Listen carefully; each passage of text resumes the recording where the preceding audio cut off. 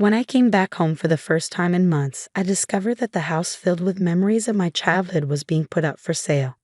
Since you always encouraged me to follow my own path, I did just that exactly as I pleased. If there's compensation required, you should be the one to cover it. After all, it's your house. This is my way of getting back at you for constantly belittling me because of my financial status. Go to hell.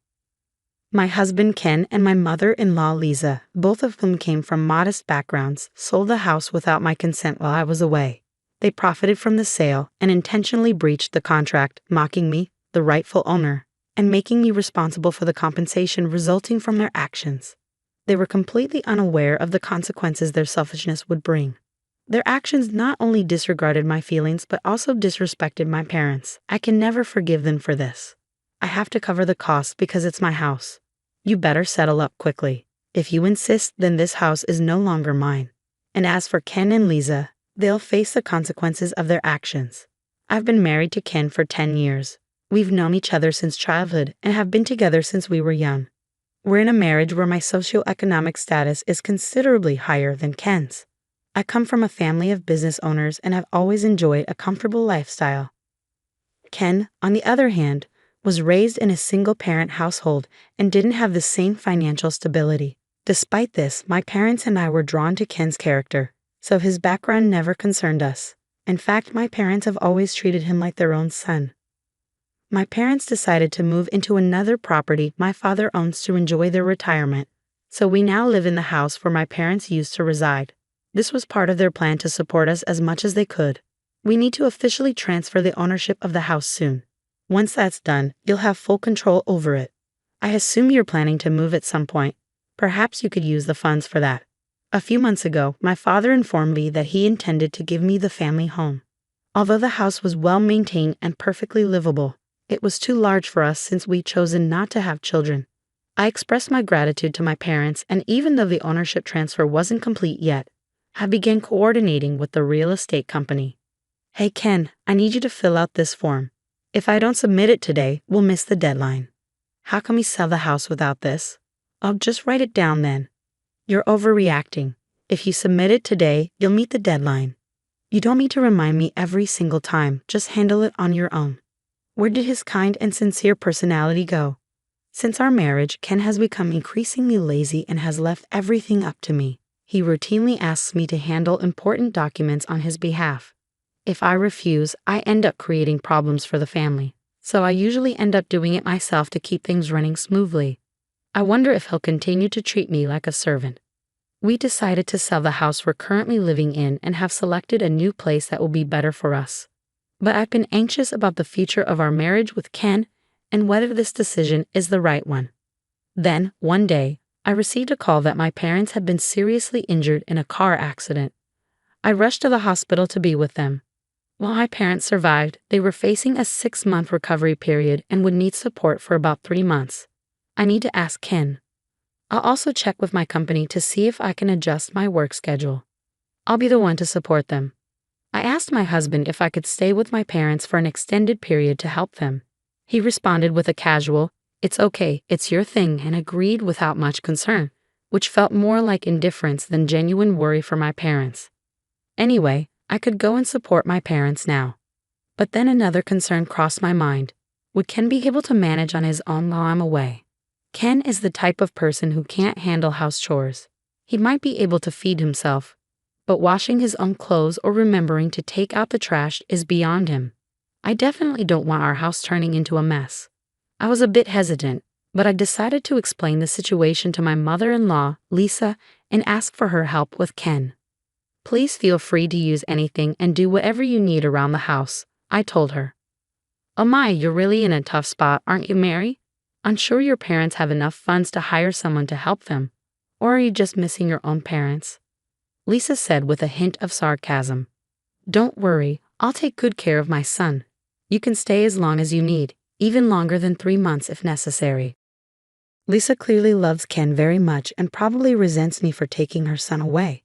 I was uncomfortable with her sarcastic remarks during our conversations, but I thanked her while keeping my frustration in check, knowing she was my only option for support at the moment. I gathered what I needed and headed to my parents' place. Every day was a whirlwind, and 3 months flew by. I wasn't able to stay in touch with Ken as often as I'd hoped. But it was worth it. My parents were improving day by day. Once the recovery was in a stable place, I was ready to return home. I got into the car and drove back, leaving the natural beauty of the town behind. As I approached the familiar landscape, I finally arrived home. But the house was no longer what I remembered.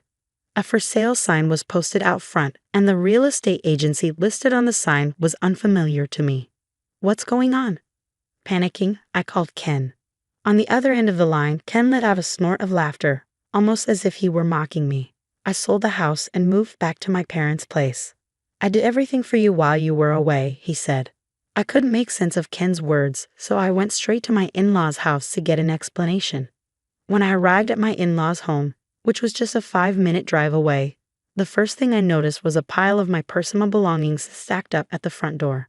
I was shocked and confused. "Excuse me, I'm just passing through," I said. A contractor who had been behind me rang the doorbell, exchanged some paperwork with Lisa, and then loaded my belongings into his truck before driving off. Shortly after, Ken emerged from the house.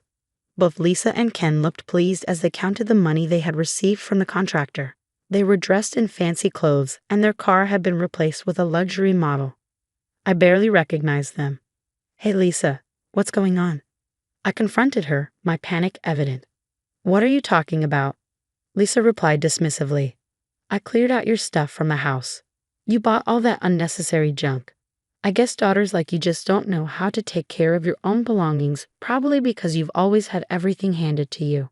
She continued with a scornful tone, "You're such an unfit wife for prioritizing your parents over your own husband for so long. I pity Ken for having a wife like you. That's why I even suggested he divorce you. Since the house is now in your name, I decided to claim it as alimony." Lisa flashed a smug smile and added, "I found a real estate company willing to pay a very good price, so I sold it quickly. You always told me I could do whatever I wanted, so I did just that." She then showed me the contract she had with a real estate company, which was dated about a month ago. But that house should have already been under contract with another agency, right? And any contract regarding the house without my signature would be invalid. Lisa's condescension was evident as she explained the situation. "You went ahead and made a contract without informing me, so now there will be consequences, and they'll demand compensation." I panicked and tried to explain to Lisa the potential repercussions of her actions. "But I already heard from Ken that you signed a contract with another real estate agency without even consulting him," I said. "That's not my concern," Lisa replied dismissively. "I just did what you did, handled things on my own. I don't care who signed the contract or what's involved, it's your usual approach, right? So if compensation needs to be paid, it's your responsibility. It's your house." She shrugged, clearly believing Ken's version of the story, which was presented from a victimized perspective. I realized there was nothing more I could say to Lisa, so I turned to Ken, hoping for some support. To my shock, Ken was staring at me with the same sarcastic smile as Lisa. Finally, the day had come. This was his revenge. "You've always mocked me for being poor, haven't you?" I said, my voice trembling with anger. "I'm the only one in the family who lived by different standards and values. You and your parents must have found that amusing. I've always felt miserable with you. If you find poverty so amusing, then I'll show you what money can do. I won't accept that you're the only one who gets to live comfortably. Go to hell." Ken, filled with resentment, slapped the divorce papers in front of me. They were all signed except for my signature. I considered having my mother handle everything, but I wanted my revenge to be complete. What a dramatic turn of events, I thought. This is quite the scene. The young lady who mocked the poor is now being put in her place. There's no one here to bail you out now. What are you going to do about it? Ken and Lisa seemed to revel in their satisfaction, clearly excited about what they had done. But my frustration with them eventually turned into a calm realization. They were making a grave mistake. "Sorry to interrupt your little celebration," I said, "but this house isn't mine. You're the ones heading to hell." I decided it was time to reveal the truth. There was no longer any reason to protect them. I pulled a document from my bag and held it up for them to see. "This is the official registry for the house. As I mentioned during our phone call, the ownership has been transferred to Ken's name. The process was delayed due to my parents' accident, but the transfer was completed just a week ago. right around the time you both decided to sell the house. Ken and Lisa looked at each other in confusion. "Oh, I didn't hear anything about this," Lisa said. "Of course you didn't," I replied. "I tried to confirm with you if I should send the paperwork, but you just dismissed me and told me to handle it. You probably don't even remember, but I double-checked with you to make sure everything was okay." Ken stared at the registry document, clearly in disbelief. "Be careful," he warned. Lisa, equally shocked, confronted me. "What's the meaning of this?" I took a deep breath. This was my parents' wish. They always treated Ken like their own son and respected you, Lisa, for raising such a wonderful man. When they decided to give us the house, they believed Ken would always take good care of me. And it was also a gesture of appreciation for you, Lisa, for all the effort you put into raising him. And yet you not only betrayed me but also disrespected my parents' sincere feelings. Ken and Lisa went pale as they absorbed my parents' true feelings. Their hands, which had been covering their mouths, were trembling. As I mentioned earlier, this situation will involve both real estate agencies. Expect that they will demand a substantial amount in compensation. I will contact the agency I originally worked with, I continued. Could you both please get in touch with the agency you used for the sale?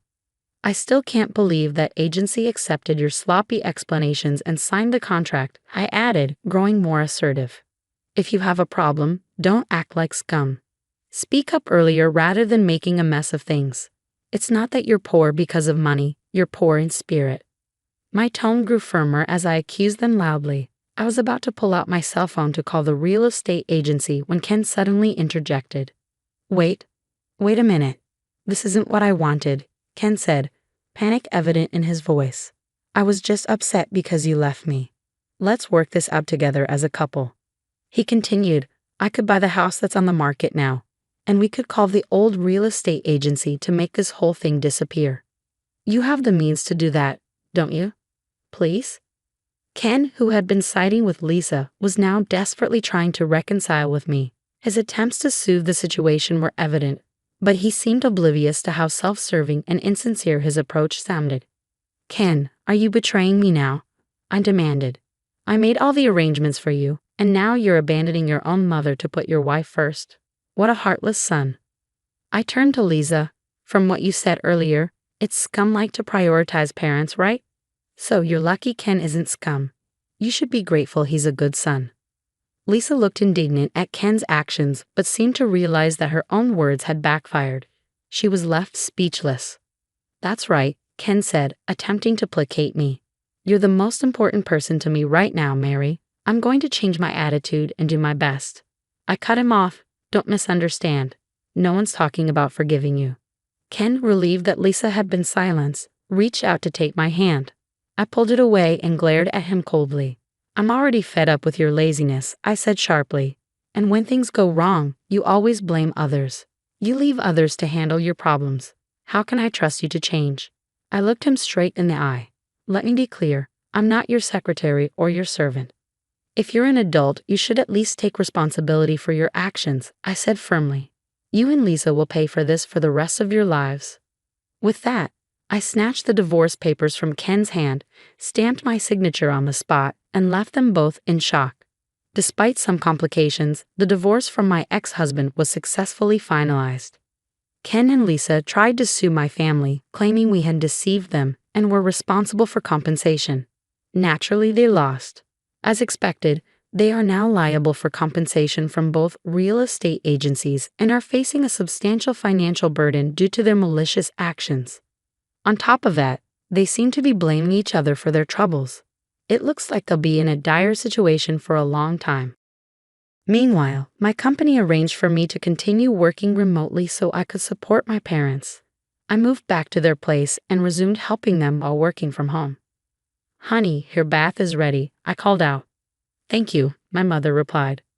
I'll wash the dishes so you can get in the bath first today. You must be tired after your rehab session. Actually, you should get in first, Mary, my father said. I'll join later. I also want to clean the bathtub, so you should relax while I take care of that.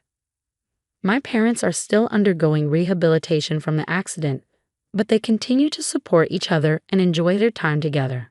Living with them again has been heartwarming. Watching them in their enduring harmony has made me reflect on my past marriage with Ken. I realized that what was missing in that relationship was mutual respect and consideration. There were certainly things I could have done to be more considerate, but looking back, I don't believe Ken and Lisa ever had those feelings for me. Initially, I felt quite sad and frustrated about the divorce. But now I can say with confidence that it was for the best. If I ever meet someone again, I'll need to be extremely cautious. I hope never to cause my mom and dad any more worry. I've decided to take the lessons learned from the ordeal with Ken and Lisa and apply them to the rest of my life. I will always remember to thank my parents and never forget their support as I start my new life in a new place. Evelyn, what gave you the nerve to walk out on Jack? Have you forgotten your duties as his wife? You're going to regret this, mark my words. Linda's voice pierced through the small, cluttered living room like a dagger. Her eyes bored into me, seething with barely contained anger. I took a deep breath, steadying myself. Linda, I have my reasons for leaving, I said calmly, though my heart pounded in my chest. Linda scoffed, crossing her arms. Reasons? What reasons could possibly justify abandoning your husband? It all flashed before my eyes. The years of watching Jack's calm demeanor turn into cold indifference. The strain of the recession stealing his job, and with it, our peace. Our 6-year marriage had started with promise, his dreams aligning with mine like two perfect puzzle pieces. But life, it seemed, had other plans. Jack hadn't taken well to job hunting. Weeks turned into months, his frustration mounting as every application went unanswered. Meanwhile, my own modest income from graphic design barely kept us afloat. Jack hasn't found a job in months, Linda. We've been struggling to survive. It's not about abandonment. It's about survival, I explained, trying to keep my voice steady. Struggling? Linda's eyebrows shot up. Is that what you call it when my son desperately searches for work while you prance around in front of a computer all day? A swell of anger rose in me. I work long hours to pay the bills. Jack isn't the only one affected here. He's a man, Evelyn. He has pride. He can't just take any job. Do you know how that would look? What people would say? She challenged. That's the problem, Linda, I said through gritted teeth. He's letting his pride come before our needs. Just then the front door creaked open. Jack stepped inside, looking gaunt and haggard. His eyes widened when he saw our confrontation. What's going on here? He asked, his voice tired. I turned to face him. We were just discussing why I left, I said, squaring my shoulders. Jack, we need to find a solution that works for both of us. This can't go on. Jack's face tightened. We're fine. I'll find something soon. You just need to be patient. Patient? I echoed, my voice rising. I've been patient. All I'm asking is that we make changes before we lose everything. A heavy silence fell over the room. Linda glared at me with venomous eyes, but it was Jack's look of helplessness that cut the deepest. He sank into the worn-out armchair, head in his hands. I'm trying, Evelyn. I really am. We need to move to a more affordable place, I said, reaching for his hand. It doesn't make sense to stay here when we can barely keep up. No, Jack said forcefully, pulling away. We are not moving. I refuse to give my mother something else to criticize. And that's what this is about. I shot back, the frustration boiling over. Your pride and your mother's judgment are more important than our stability. Linda's face turned red with fury. How dare you speak to him like that? After everything he's been through? We've all been through enough, I said, my voice breaking. Jack, you need to listen to me. If we don't change something, we're going to fall apart. Jack looked at me, his eyes filled with a mix of anger and sadness. Maybe you're the one who's falling apart, Evelyn. I stood there, stunned. His words cut deeper than I'd expected. I turned away, biting back the tears. I need to go, I whispered, grabbing my coat. Running away again? Linda taunted, but I didn't look back. Evelyn, wait, Jack called, but I was already out the door, the cold air hitting me hard. As I walked away from the house from Jack and Linda, one thought kept spinning in my mind. I had my reasons, and I knew, deep down, I needed to stand by them.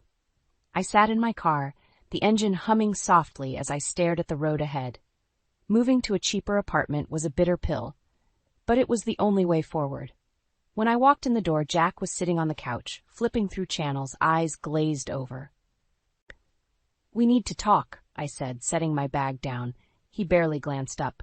About what? I found a more affordable apartment. It's in a nice area and we could save a lot, I explained, hoping he'd understand. Jack's expression turned stony. We're not moving. I'm not dragging my reputation through the mud just to save a few bucks.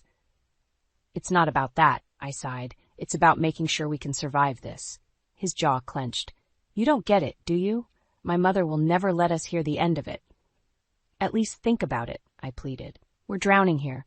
Just then, the door flew open, and Linda stormed in, her eyes blazing. What's this I hear about moving? Jack shot me a warning look, but I couldn't hold back anymore. We need to find somewhere affordable, Linda. We're just managing to scrape by. Jack told me you're pushing for this ridiculous idea. Linda's voice was sharp. You just want to make my son look like a failure. That's not true, I retorted, feeling the anger rise again. I'm trying to help. Help? She scoffed. By belittling him? He's a man. He needs to look after his family. I am looking after my family, Jack muttered, looking defeated. Really? I shot back. By turning down jobs because they're beneath you? We can't afford to be picky right now. Linda stepped closer, her eyes narrowing. My son deserves better than to be degraded by some insignificant job. You're the one who needs to step up. I shook my head. This isn't about ego. This is about keeping a roof over our heads. How dare you? Linda hissed. You've always wanted to undermine Jack. I felt an icy fury build inside me. This isn't about you, Linda. This is about us. And if you're not going to be supportive, stay out of it. Supportive? She laughed bitterly. You couldn't handle your responsibilities, and now you want to run away.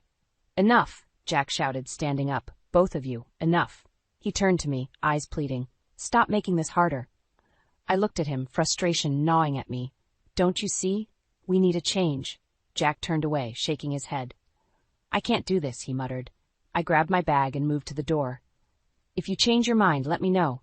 But I can't keep living like this. Linda's sneer followed me out. Go on. Leave. See if the world cares about your pity party. As the door slammed behind me, the weight of it all hit me. I was fighting a losing battle. Jack's pride and Linda's venomous grip were stronger than our love, but I couldn't let that destroy me. I had to fight for my own sanity, even if it meant stepping away. The cold air outside felt liberating compared to the suffocating atmosphere inside the house. I walked down the street, my mind racing. I needed a plan, a new start. Linda's words echoed in my head, but I shook them off. It wasn't pity I needed, it was resolve. I spent the night with my thoughts, figuring out steps to take, starting with visiting a more affordable place. The road ahead seemed daunting, but it was a journey I had to make. Jack's refusal to see reason and Linda's relentless criticism showed me I had to look out for myself. It was time to reclaim my life. I walked into the apartment that Jack and I had shared for 6 years, feeling the suffocating weight of our unresolved issues. The living room, once full of warmth, now felt cold and uninviting. Boxes were scattered everywhere, remnants of my attempt to create some semblance of order in our chaotic life. Jack was at the table, our usual dinner routine, disrupted by the silence that followed my recent suggestions. Tonight I had managed to make a simple meal, pasta and salad. It wasn't much, but it was all I had time for after working a full day. Is this it? Jack asked, poking at his food with a fork. There was annoyance in his voice. It's all I could manage, I replied, tiredly sinking into the chair opposite him. This is what it's come to, he continued, not meeting my eyes. We're seriously living off scraps now? I'm sorry, Jack, I said, trying to keep my voice steady. There's only so much I can do.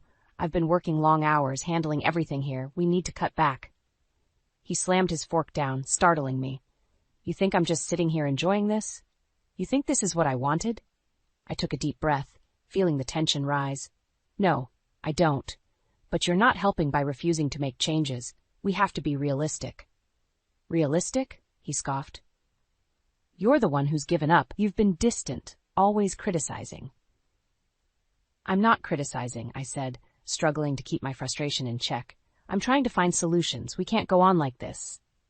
And what about you? He shot back. You think you're perfect? You neglect everything else just to keep that job. I'm neglecting? The accusation stung. I'm the one keeping us afloat. He pushed his chair back violently, causing it to topple over. Enough. I don't need your lectures. Suddenly, the door opened, and Linda walked in, her eyes scanning the scene. What's going on now? She demanded, sensing the tension. Jack turned to her, gesturing toward the table. This is what we've been reduced to, Mom. Barely any food, constant arguments. Linda's eyes narrowed as she looked at me. This is unacceptable, Evelyn. You can't even manage a decent meal? Linda, I'm doing my best, I snapped, losing my patience. Working long hours doesn't leave much time for anything else. Your best? She sneered. Your best is what drove Jack to this point. Maybe if you took care of your responsibilities instead of running off to work, we wouldn't be in this mess. That's completely unfair, Linda, I said, my voice trembling. I've been handling everything while Jack... While Jack what? Linda interrupted. While Jack suffers because of your failures? Jack, looking defeated, sank back into his chair. He didn't defend me, didn't say a word. I need help, I almost whispered, looking at Jack. I can't do this alone. We don't need your pity, Linda spat. You will take care of this household properly, job or not. It's time you remembered your place as Jack's wife. Her words struck hard, leaving me feeling more alone than ever. I won't sacrifice everything just to live up to your expectations, Linda, I said, standing up. You'll do what's necessary, she replied, eyes cold and unrelenting. Tears welled up in my eyes, but I fought them back. This isn't about you, I said, turning to leave. I've had enough. As I walked out, the finality of my decision hit me. This relentless cycle had to end. The house felt more like a battleground than a home, and I couldn't keep fighting a war where I was the only one seeking peace.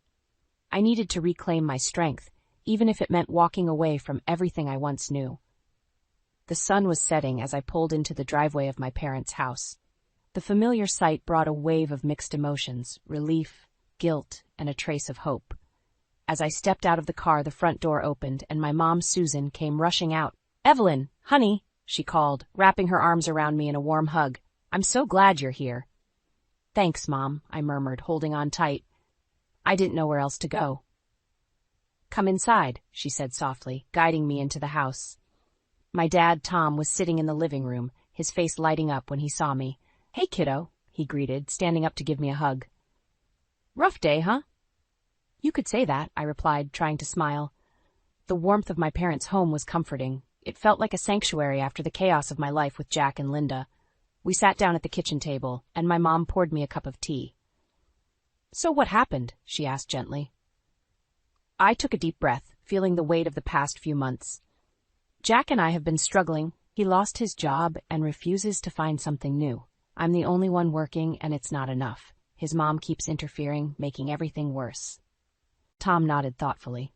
Linda's always been difficult, but it sounds like things have gotten out of hand. They have, Dad. I suggested moving to a more affordable place, but Jack refuses. He's worried about what Linda will think, I said, feeling the frustration bubble up again. Susan's face tightened. And what did Linda say? She accused me of failing Jack. She wants me to quit my job and stay home, take care of everything, I admitted, feeling the anger rise. I can't do that. I shouldn't have to. Of course not, my dad said firmly. You've worked hard to build your career. There's nothing wrong with wanting to keep it. I just don't know what to do, I sighed. I love Jack, but he's changed, and Linda, she's toxic. Susan reached over and took my hand. You did the right thing by leaving, at least for now. You need space to figure things out. I can't keep living like this, I confessed, tears welling up in my eyes. I'm exhausted, and I feel like I'm losing myself. You need to take care of yourself first, Tom said. It's obvious Jack isn't seeing things clearly. Maybe time apart will make him realize what's important. Here, Susan said, sliding a box of tissues toward me. Stay here for as long as you need to. We'll help you figure this out. After talking with my parents, I felt a small glimmer of hope. Maybe there was a way out of this mess. That night, I finally slept peacefully for the first time in months, feeling the comfort of being in a place where I was truly supported. Over the next few days, Jack called incessantly. The voicemails piled up, desperate, angry, pleading, but I didn't answer. I needed time to think, to heal. When I finally listened to one, his voice was strained. Evelyn, please come back. I can't do this without you. The house is falling apart. It was the confirmation I needed. He wasn't dealing with the reality of our situation. He was still relying on me to fix it all. One evening, my parents and I discussed my next steps. Have you considered your options? Tom asked, his voice gentle. I'm thinking about it, I confessed. But right now, I just need to find my footing. And you will, Susan assured me. Take the time you need. We're here for you, no matter what. For the first time in a long while, I felt like I had control over my life again. Walking away wasn't an end. It was a chance for a new beginning. The resolve to find clarity and strength grew each day, bolstered by the unwavering support of my family. I approached the house cautiously, the place that once felt like home now tinged with apprehension. There was an eerie stillness as I unlocked the door and stepped inside. The living room was surprisingly clean, almost too clean, as if no one had been living there. I called out, "Jack, are you here?" Silence. The air felt thick with expectation. I walked further in, noticing how empty it felt. The usual clutter was gone, the coziness replaced by a stark emptiness that sent a chill down my spine. I dialed Jack's number, the ringing echoing ominously. He picked up on the third ring. "Evelyn," his voice sounded strained. "Are you back?" "I'm at the house. Where are you?" I asked, trying to stay calm. "I'm at Mom's," he admitted hesitantly. "I moved out, decided it was best, for now." I took a deep breath, trying to process the information. "Why didn't you tell me?" "I thought you wouldn't care," he said, almost defensively. "You left me." "I left because we needed a change," I replied, feeling the familiar frustration rise. "Moving to your mom's doesn't solve anything." There was a pause before he spoke again. "I'm trying, Evelyn. I didn't know what else to do." "This isn't the way to handle things," I said, trying to keep my voice steady. "Running back to Linda isn't the answer." There was silence on the line. I could almost picture him, sitting in Linda's pristine living room, the judgmental eyes of his mother piercing through him. "Jack, we need to talk face to face," I said firmly. "This isn't something we can solve over the phone." He hesitated. "Mom doesn't think it's a good idea." Anger flared up inside me. "Your mother doesn't get to decide what we do. We're adults. We make our own choices." "Evelyn, please," he started, but I cut him off. "I'm coming over," I said, my voice firm. "We're talking. End of discussion." I hung up before he could argue further and grabbed my keys. The drive to Linda's house was a blur of emotions, anger, frustration, a glimmer of hope that maybe this conversation could bring some clarity. I pulled up to Linda's grandiose house and braced myself. The door opened before I could knock, and there she stood, arms crossed, the disdain in her eyes burning. "What are you doing here?" she demanded. "I need to talk to Jack," I said evenly. "You have nothing to discuss," she snapped. "You left him, remember?" "Jack is my husband," I replied, refusing to back down. "We need to talk." She was about to argue when Jack appeared behind her, looking tired and worn. "Let her in, Mom," he said quietly. Linda glared at me but stepped aside. I walked into their immaculate living room, feeling the weight of judgment in the air. Jack motioned for me to sit, but I stayed standing, needing the sense of control. "Jack, this isn't working," I began. "Moving back here isn't fixing anything. We need to figure out what we're going to do." "I know," he said, looking down, "but I can't face it on my own." "And you won't have to," I assured him. "But we need to make decisions together without outside interference." Linda suddenly stepped forward, her voice sharp. "Outside interference? Is that what you call a mother's concern?" "This is between Jack and me, Linda," I said firmly. "You need to let us handle our own lives." Jack looked torn, glancing between us. "Evelyn, can we just try to work this out? Maybe if we move back here temporarily?" I shook my head. "That's not a solution. We need our own space, a fresh start." Linda scoffed. "And where will that leave Jack? Struggling while you avoid your duties?" "No," I replied, my voice cold. "It leaves Jack and me finding a way forward that's best for both of us without being controlled by you." Jack sighed, looking defeated. "I don't know what to do, Evelyn." I softened, stepping closer. "We start by talking, communicating, not running away to our parents." He nodded slowly, a flicker of understanding in his eyes. Linda opened her mouth to speak, but Jack held up a hand. "Mom, I need to figure this out with Evelyn." Her eyes blazed with anger, but she said nothing. I took Jack's hand, feeling a small surge of hope. We had a long way to go, but maybe, just maybe, we could find our way back. Linda and Jack were waiting as I arrived at the lawyer's office. Linda's glare could melt steel, but I held my ground. Jack sat next to her, looking defeated. The air was thick with tension, each second dragging like an eternity. The lawyer, a stern woman named Miss Harding, greeted us. "Let's get started," she said, guiding us into the conference room. We took our seats, and she began going over the paperwork. Linda couldn't keep quiet for long. "Evelyn, this is insanity. You're throwing away your marriage over some petty arguments." "Petty?" I shot back. "Do you have any idea what we've been through?" "Jack's been a good husband," Linda said, her voice dripping with false sweetness. "He deserves better than this." Jack squirmed in his seat but said nothing. I took a deep breath and looked straight at him. "Jack, we both know things haven't been right for a long time." He nodded slightly, not meeting my eyes. Miss Harding interjected, "Let's focus on the documents. Evelyn, you've made your intentions clear. Jack, do you have any objections?" Linda jumped in before Jack could answer. "Of course he objects. He's devastated." "Let him speak, Linda," I said firmly, my eyes locked on Jack. Jack finally looked up. "I don't want this," he said quietly, "but I can't keep living like this either." Linda's face turned red with anger. "You're really going to let her walk away? After everything?" "Linda, it's our decision," I said. "Your meddling has done enough damage." "How dare you?" she hissed, standing up. "I've only ever tried to help." "Help?" I laughed bitterly. "You've undermined every effort I've made to keep this marriage together. Your interference has driven us apart." Jack's eyes widened, the truth of my words sinking in. "Mom, Evelyn has a point. We need to sort this out ourselves." Linda looked like she'd been slapped. "You're choosing her over me?"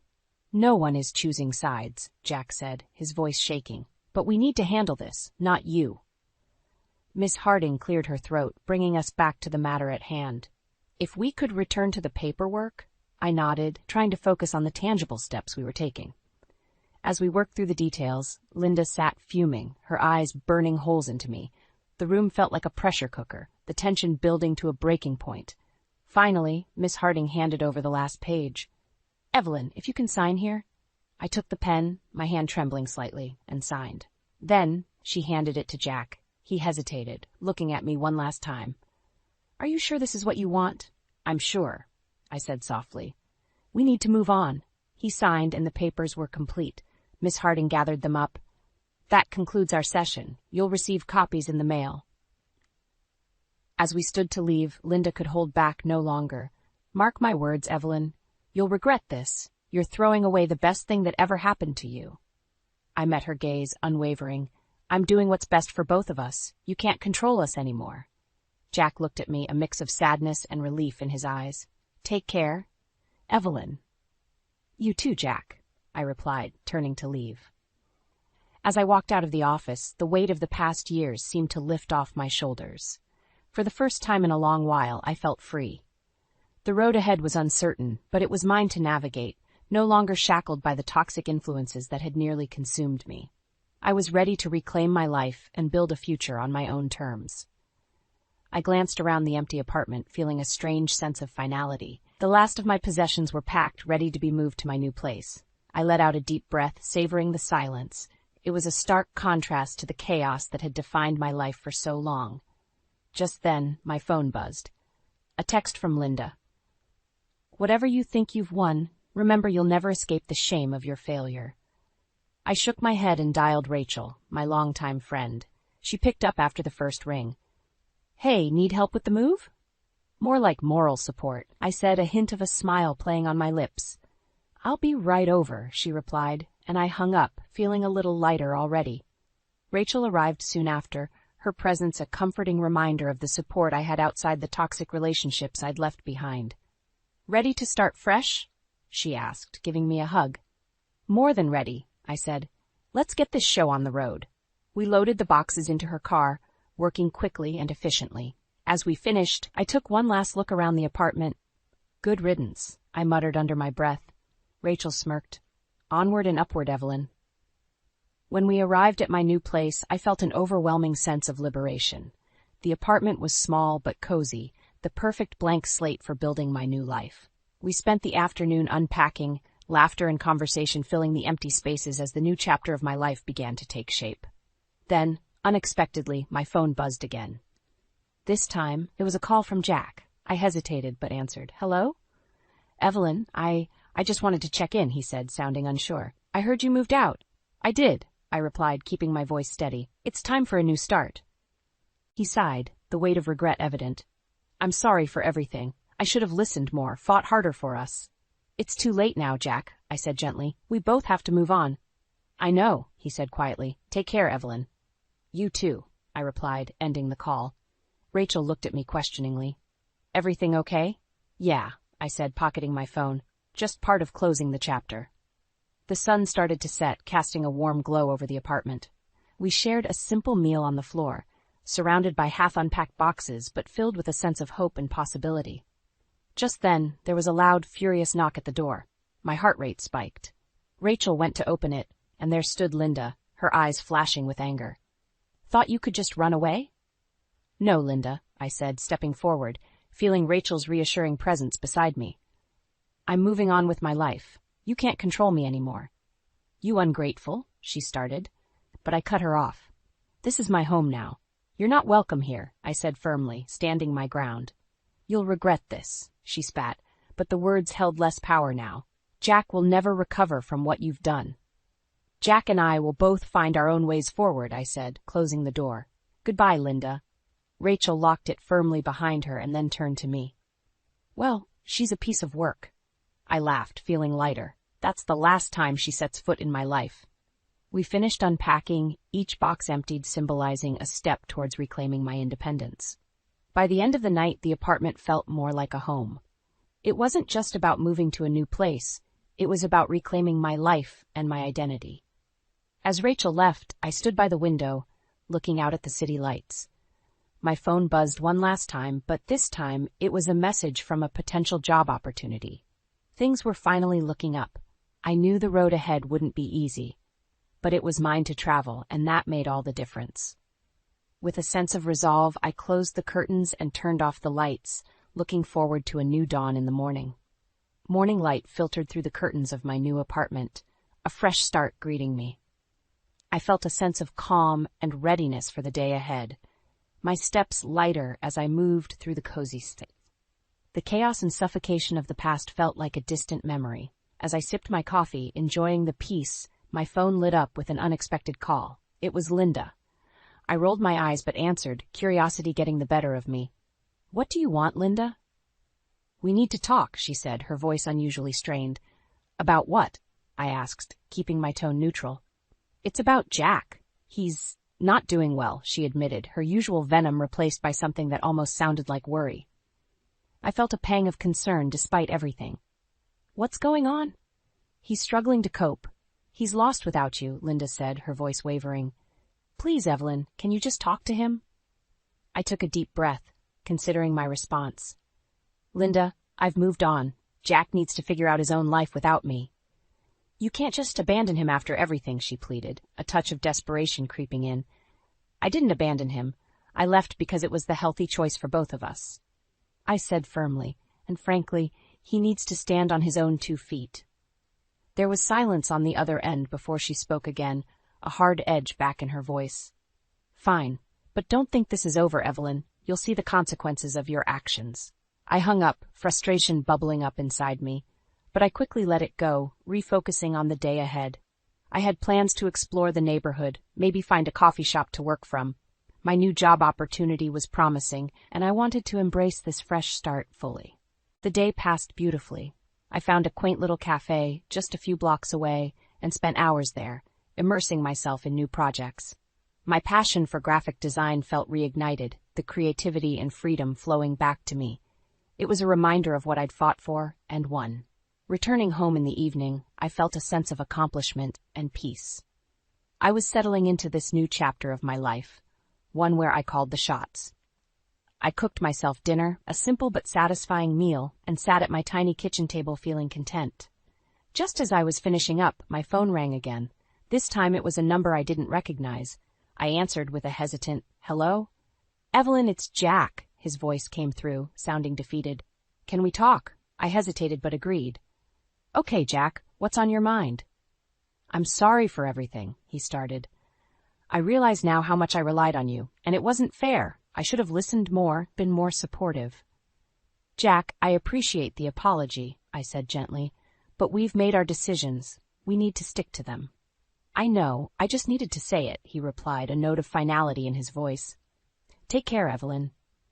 You too, Jack, I said, ending the call and feeling a sense of closure. Just as I was about to relax for the night, there was a knock at my door. Surprised, I opened it to find Linda standing there, looking more haggard than I'd ever seen her. Linda, what are you doing here? I asked tiredly. Please, Evelyn, I'm desperate, she started, her voice cracking. Jack's in a bad place. I don't know what to do. You were always the strong one, the one who held things together. I sighed, feeling a tug of pity despite everything. Linda, I can't fix this for you. Jack needs to learn to cope on his own. Her shoulders sagged in defeat. I just don't know how to help him. I think the best thing you can do is support him without trying to control everything, I suggested. He needs space to find his way. Linda nodded slowly, a rare moment of vulnerability in her eyes. Maybe you're right. Take care, Linda, I said, gently closing the door. As I leaned back against it, the apartment around me felt more like home than ever. The future was mine, filled with endless possibilities, free from the chains that had once bound me. And for the first time in a long while, I felt a profound sense of peace and hope. I laid in bed, staring blankly at the ceiling as Marcia's venomous words echoed through my mind. Abby, you're a useless, draining weight on this family. Max deserves better than a wife who wallows in bed all day. Her cruel remark cut deep, reopening wounds that never seemed to heal. I closed my eyes, trying to escape the harsh reality that had become my life, but the memories came flooding back, unbidden. It all started with that fateful day, the day my life changed forever. I had been working late at the art studio, lost in the creative flow that had once brought me such joy. As I left the building, the wheelchair ramp malfunctioned, sending me tumbling violently to the ground. The searing pain that followed would forever be seared into my memory. The doctors delivered the devastating news. I was paralyzed from the waist down, my dreams of being a successful artist crushed in an instant. Max had been supportive at first, but over time, the strain of caring for me took its toll on our marriage. His family never made any effort to hide their disdain towards me. Marcia, with her perpetual scowl and cutting remarks, made it clear that she saw me as nothing more than a burden. Hank, her husband, simply followed her lead, his silence just as damaging as her words.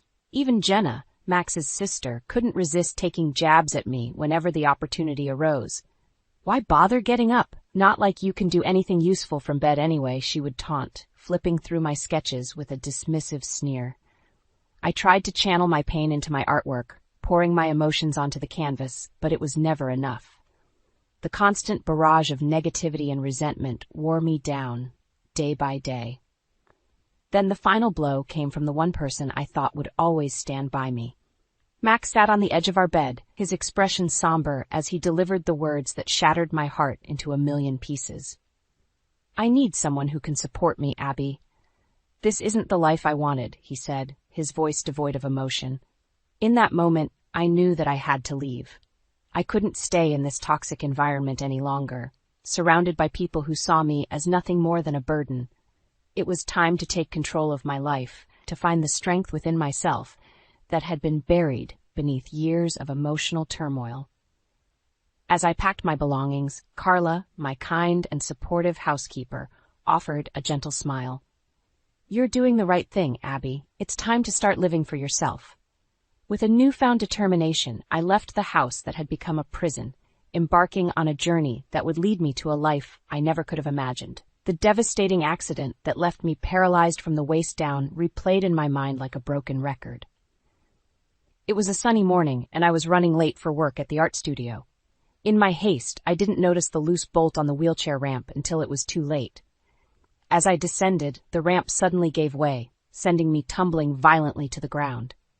The searing pain that shot through my back was unlike anything I'd ever experienced.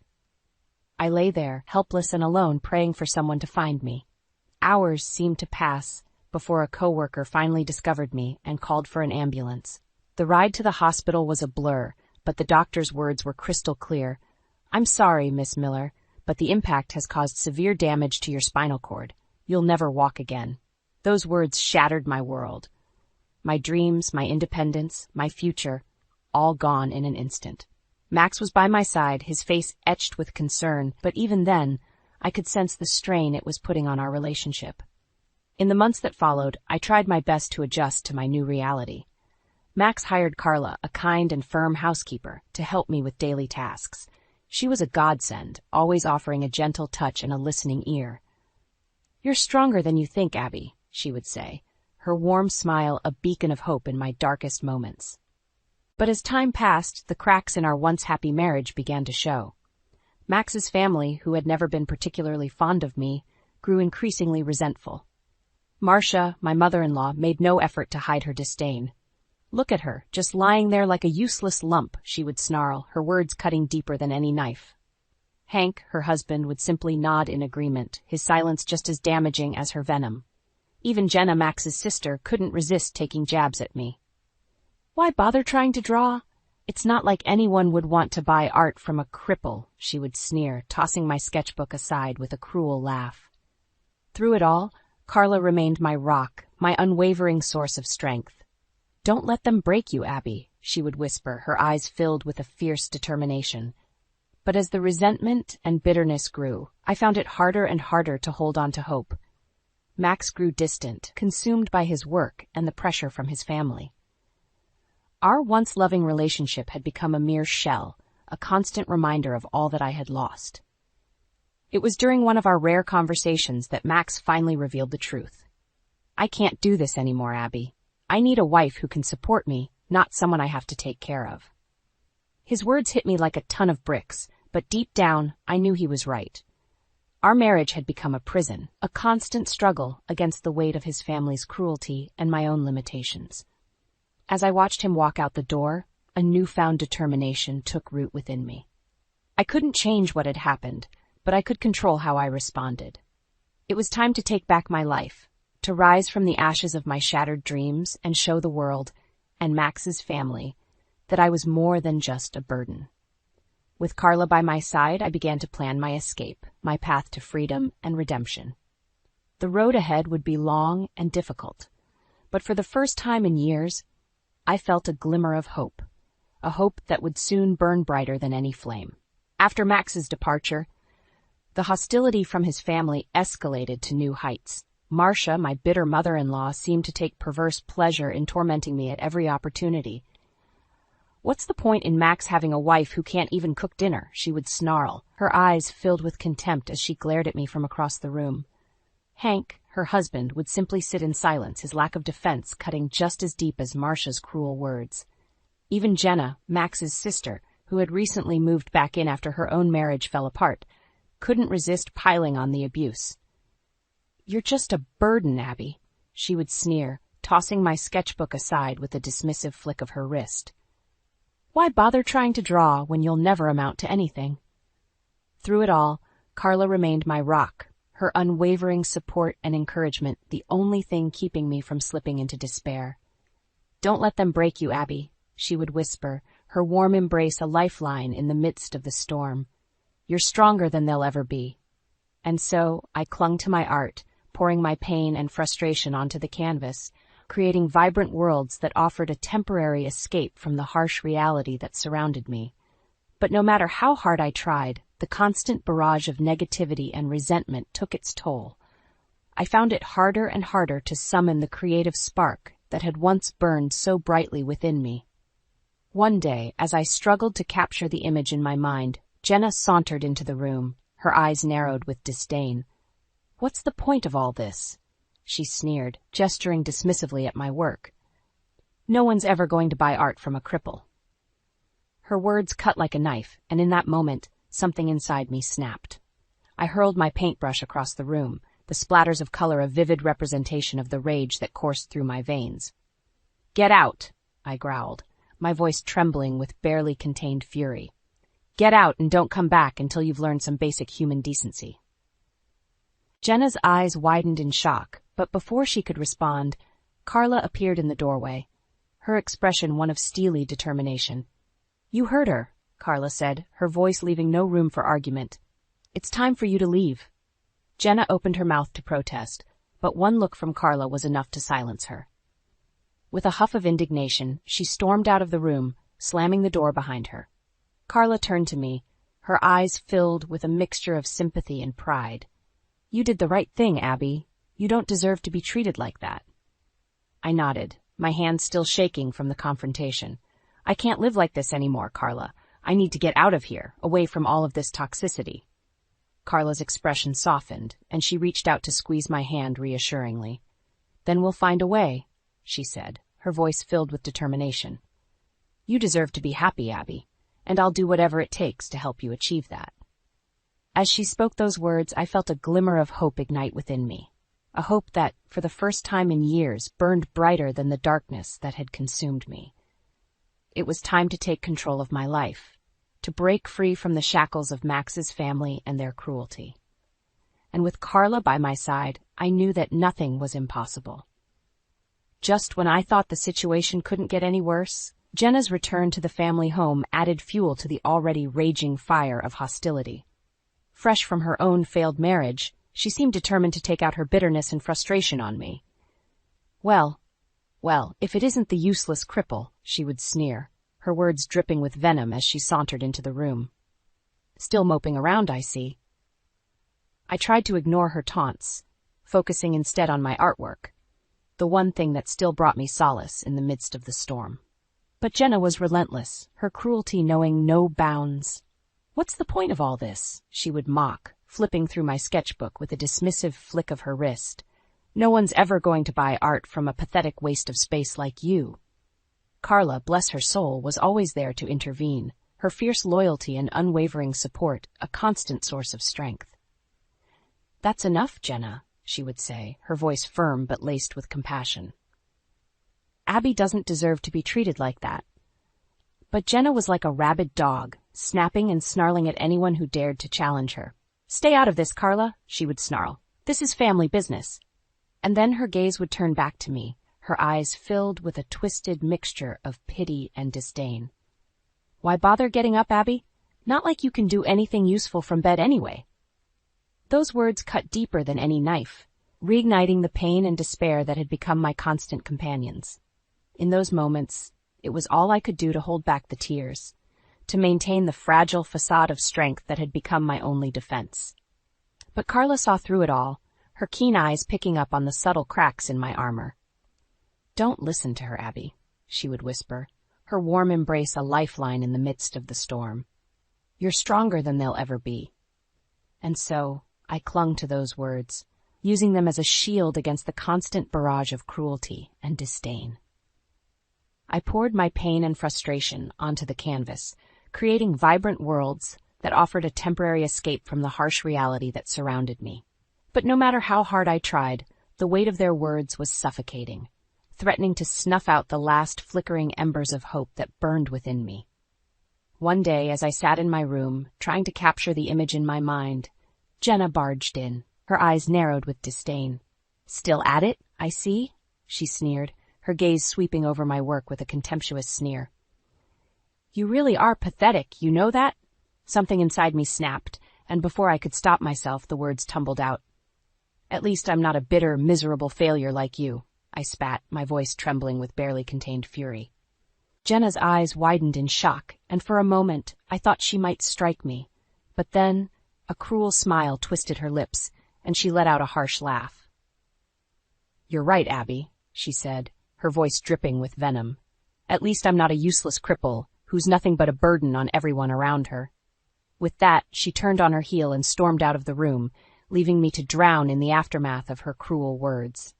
As the tears streamed down my cheeks, Carla appeared in the doorway, her expression one of concern and sympathy. "Don't listen to her, Abby," she said, her voice gentle but laced with steel. "You're worth 1,000 of her." I nodded, too choked up to speak, and allowed Carla to pull me into a comforting embrace. In that moment, I knew that something had to change, that I couldn't go on living like this, surrounded by such cruelty and toxicity. It was time to take control of my life, to break free from the shackles of Max's family and their constant torment. And with Carla by my side, I knew that I had the strength to do it. The tension in the household was thick enough to cut with a knife.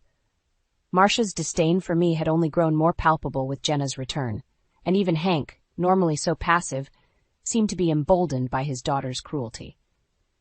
It all came to a head one evening when Max came to visit. I had hoped, foolishly perhaps, that seeing me might rekindle some of the love and compassion that had once been the foundation of our marriage. But as soon as he stepped through the door, I could see the change in his eyes.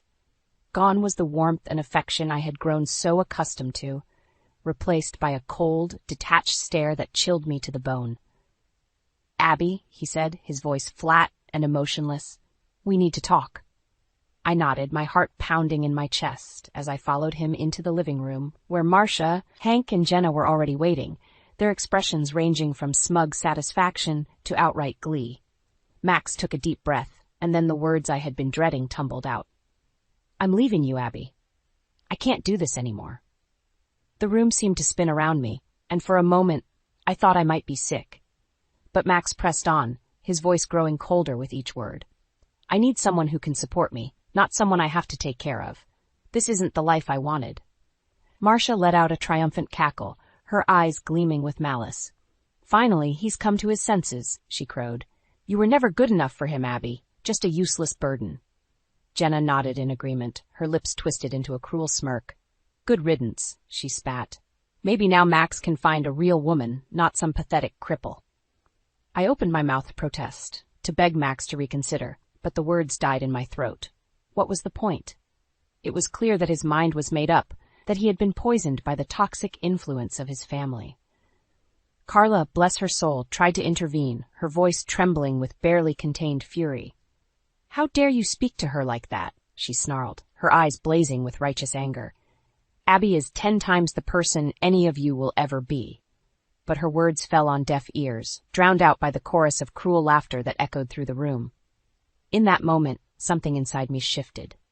The pain, the anguish, the endless torment, it all crystallized into a burning resolve, a determination to break free from this toxic cycle of abuse once and for all. I looked at Max, my heart hardening with each passing second. "Fine," I said, my voice surprisingly steady. "If that's how you really feel, then I'm leaving." Marcia's laughter died in her throat, her eyes widening in surprise. "What did you say?" she spluttered, her face flushing an ugly shade of red. But I was done cowering, done being the victim. "You heard me," I said, my voice ringing with newfound strength. "I'm leaving this poisonous environment, and I'm never coming back." Jenna opened her mouth to protest, but I cut her off with a sharp glare. "Save it," I snapped. "I'm done listening to your pathetic attempts at tearing me down. I'm stronger than all of you combined, and it's time I started living my life on my own terms." With that, I turned and wheeled myself out of the room, my heart pounding with a mixture of fear and exhilaration. Carla fell into step beside me, her eyes shining with pride and admiration. "I've never been more proud of you, Abby," she said, her voice thick with emotion. "You're finally free." And as we left that toxic house behind, I knew that she was right. The road ahead would be long and difficult, but for the first time in years, I felt a weight lifted from my shoulders. I was free, and nothing, not Max, not Marcia, not anyone, was ever going to hold me back again. The crisp mountain air filled my lungs as Carla and I pulled up to the lakeside cabin I had inherited from my parents. It was a rustic yet cozy retreat nestled among towering pines and overlooking a pristine body of water that sparkled like diamonds in the morning sun. As I wheeled myself onto the porch, taking in the breathtaking scenery, I felt a weight lift from my shoulders, a weight I hadn't even realized I'd been carrying until that moment. "Welcome home, Abby," Carla said, her voice warm and filled with pride. "This is where you're meant to be." And she was right. From the moment we stepped inside, I knew that this place, this haven, was exactly what I needed to start my new life, to finally break free from the shackles of Max's toxic family and their endless cruelty. The cabin was a blank canvas, just waiting for me to make it my own. And with Carla's help, that's exactly what we did. We transformed the spacious living area into a stunning studio, with large windows that flooded the space with natural light and offered breathtaking views of the lake. Carla helped me set up my easels and organize my supplies, her keen eye for detail ensuring that every aspect of the space was perfectly tailored to my needs. "This is your domain, Abby," she said, her eyes shining with excitement. "A place where you can create without limits, without anyone holding you back." And create I did. With each stroke of my brush, I poured my heart and soul onto the canvas, channeling the pain and anguish of my past into vibrant, emotive pieces that seemed to come alive before my very eyes. Carla was my constant companion, offering encouragement and support every step of the way. "Your talent is inspiring, Abby," she would say, her eyes filled with admiration. "The world needs to see it." And so, with her help, I began to build my portfolio, showcasing my work online and in local galleries. At first, the response was modest, but as word of my talent spread, the commissions began to pour in. Before long, I was able to support myself entirely through my art, a feat I had once thought impossible. But more than just financial independence, my success brought with it a sense of empowerment and validation that I had been sorely lacking in my life. No longer was I the useless burden that Max's family had so cruelly labeled me. I was a thriving artist, a woman in control of her own destiny, and nothing, not their cruelty, not their disdain, could ever take that away from me. As the months passed, I found myself growing stronger, more confident, and more sure of myself than I had ever been before. The peaceful surroundings of the cabin, coupled with Carla's unwavering support, had become a sanctuary, a place where I could heal, both physically and emotionally. And yet, even as I basked in my newfound freedom and success, a part of me couldn't help but wonder about the family I had left behind. What had become of Max and his toxic brood? Had they continued to wallow in their own bitterness and resentment, or had my departure forced them to confront the ugliness of their actions? I tried not to dwell on those thoughts, focusing instead on the present and the bright future that stretched out before me. But deep down, I knew that one day I would have to face them again, if not for my own sake, then for the sake of the countless others who had suffered at their hands. And when that day came, I vowed to be ready, my newfound strength and resilience a shield against their cruelty, and a beacon of hope for anyone who had ever felt the sting of their malice. For now, though, I was content to simply revel in my newfound independence, surrounded by the beauty of nature and the warmth of Carla's friendship.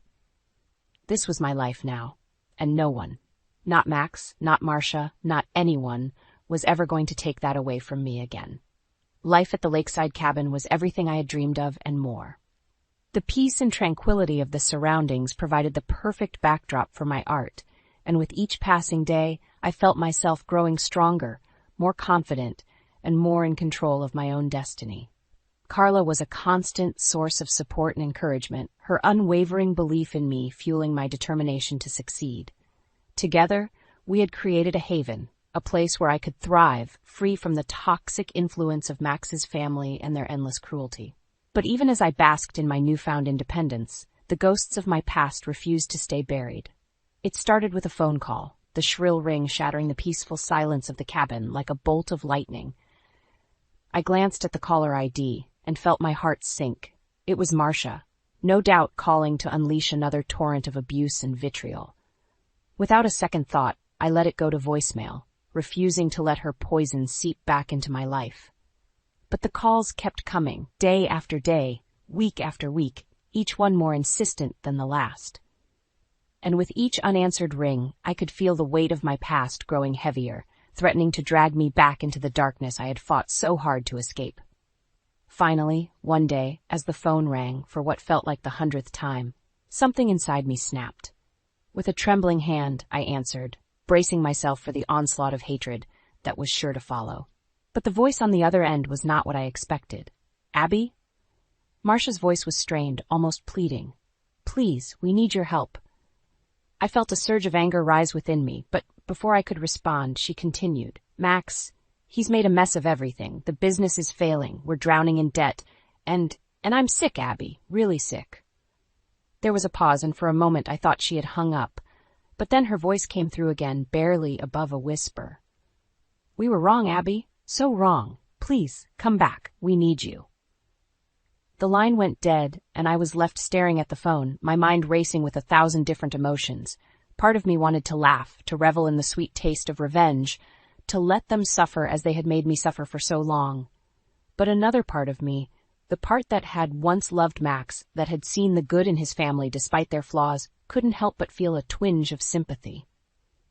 Carla must have sensed my turmoil. because she appeared at my side, her eyes filled with concern. "What is it, Abby?" she asked gently. I took a deep breath and told her everything, laying bare the raw emotions that Marcia's words had stirred within me. To her credit, Carla didn't judge or dismiss my feelings. Instead, she simply listened, offering a shoulder to lean on and a sympathetic ear. "You've come so far, Abby," she said when I had finished. "Don't let them drag you back into that darkness." Her words resonated deep within me, reminding me of the strength and resilience I had cultivated over these past few months. I was no longer the broken, defeated woman they had once known. I was a survivor, a fighter, and I wasn't about to let their toxic influence poison my newfound happiness. But even as I resolved to push them from my mind, a part of me couldn't help but wonder what had transpired to bring them to such a desperate state. Had Max's ambition finally caught up with him? Had Jenna's bitterness consumed her from within? And what of Marcia's cryptic confession? What illness could have possibly humbled her so? Against my better judgment, I found myself growing curious, a morbid fascination taking root in the depths of my mind. Perhaps it was time to face them one last time, to confront the demons of my past and lay them to rest once and for all. Perhaps in doing so, I could finally find the closure I had been seeking all along. With a newfound resolve, I turned to Carla, my eyes alight with determination. "Book me a flight," I said, my voice steady and unwavering. "It's time I paid Max and his family a visit." The familiar streets of my hometown felt like a foreign land as Carla and I made our way to Max's family home. So much had changed since I had last been here. I had changed, grown stronger and more resilient in the face of their cruelty. As we pulled up to the house, a sense of trepidation washed over me. What would I find on the other side of that door? Had they truly hit rock bottom, or was this all just another twisted game, another attempt to tear me down? Carla must have sensed my hesitation because she reached over and gave my hand a gentle squeeze. "You've got this, Abby," she said, her voice filled with unwavering confidence. "Remember who you are and what you've overcome." With a deep breath, I steeled my resolve and wheeled myself up to the front door. Before I could even knock, it swung open, revealing a sight that nearly took my breath away. Marcia stood before me, her once immaculate appearance, now disheveled and unkempt. Her eyes were sunken, her skin sallow, and she seemed to have aged a decade in the short time since I had last seen her. "Abby," she croaked, her voice little more than a raspy whisper. "You came." I nodded, struggling to keep my composure in the face of her haggard appearance. "I came," I replied, my voice steady and unwavering. She stepped aside, gesturing for me to enter, and as I wheeled myself into the familiar living room, I was struck by the state of disrepair that had befallen the once pristine home. Piles of unopened mail and overflowing ashtrays littered every surface, and the air was thick with the stale scent of despair. And then, there they were, Max, Jenna, and Hank, huddled together on the tattered sofa like a pack of wounded animals. They looked up as I entered, their eyes a mixture of shame and relief. "Abby," Max breathed, his voice barely above a whisper. I don't know what to say." I held up a hand, silencing him before he could continue. "Save it," I said, my voice ringing with a newfound strength and confidence. "I'm not here for your apologies or your excuses. I'm here to set the record straight, once and for all." Jenna opened her mouth to protest, but one look from Carla was enough to silence her. I could see the fear in her eyes, the realization that the tables had well and truly turned. "For years you treated me like a burden, like I was nothing more than a useless cripple," I continued, my gaze sweeping over each of them in turn. "You mocked me, belittled me, and tried to break me down at every turn." Marcia flinched, her eyes downcast, but I pressed on, the words tumbling from my lips like a dam bursting. "But you failed. You failed because you underestimated my strength, my resilience, and my determination to rise above your cruelty." I gestured to the disheveled state of the room, thus the tangible evidence of their downfall. "Look around you. This is what happens when you let bitterness and resentment consume you.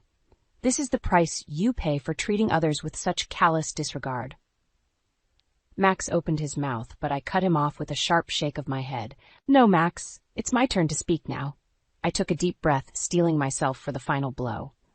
"While you were busy tearing me down, I was building something for myself.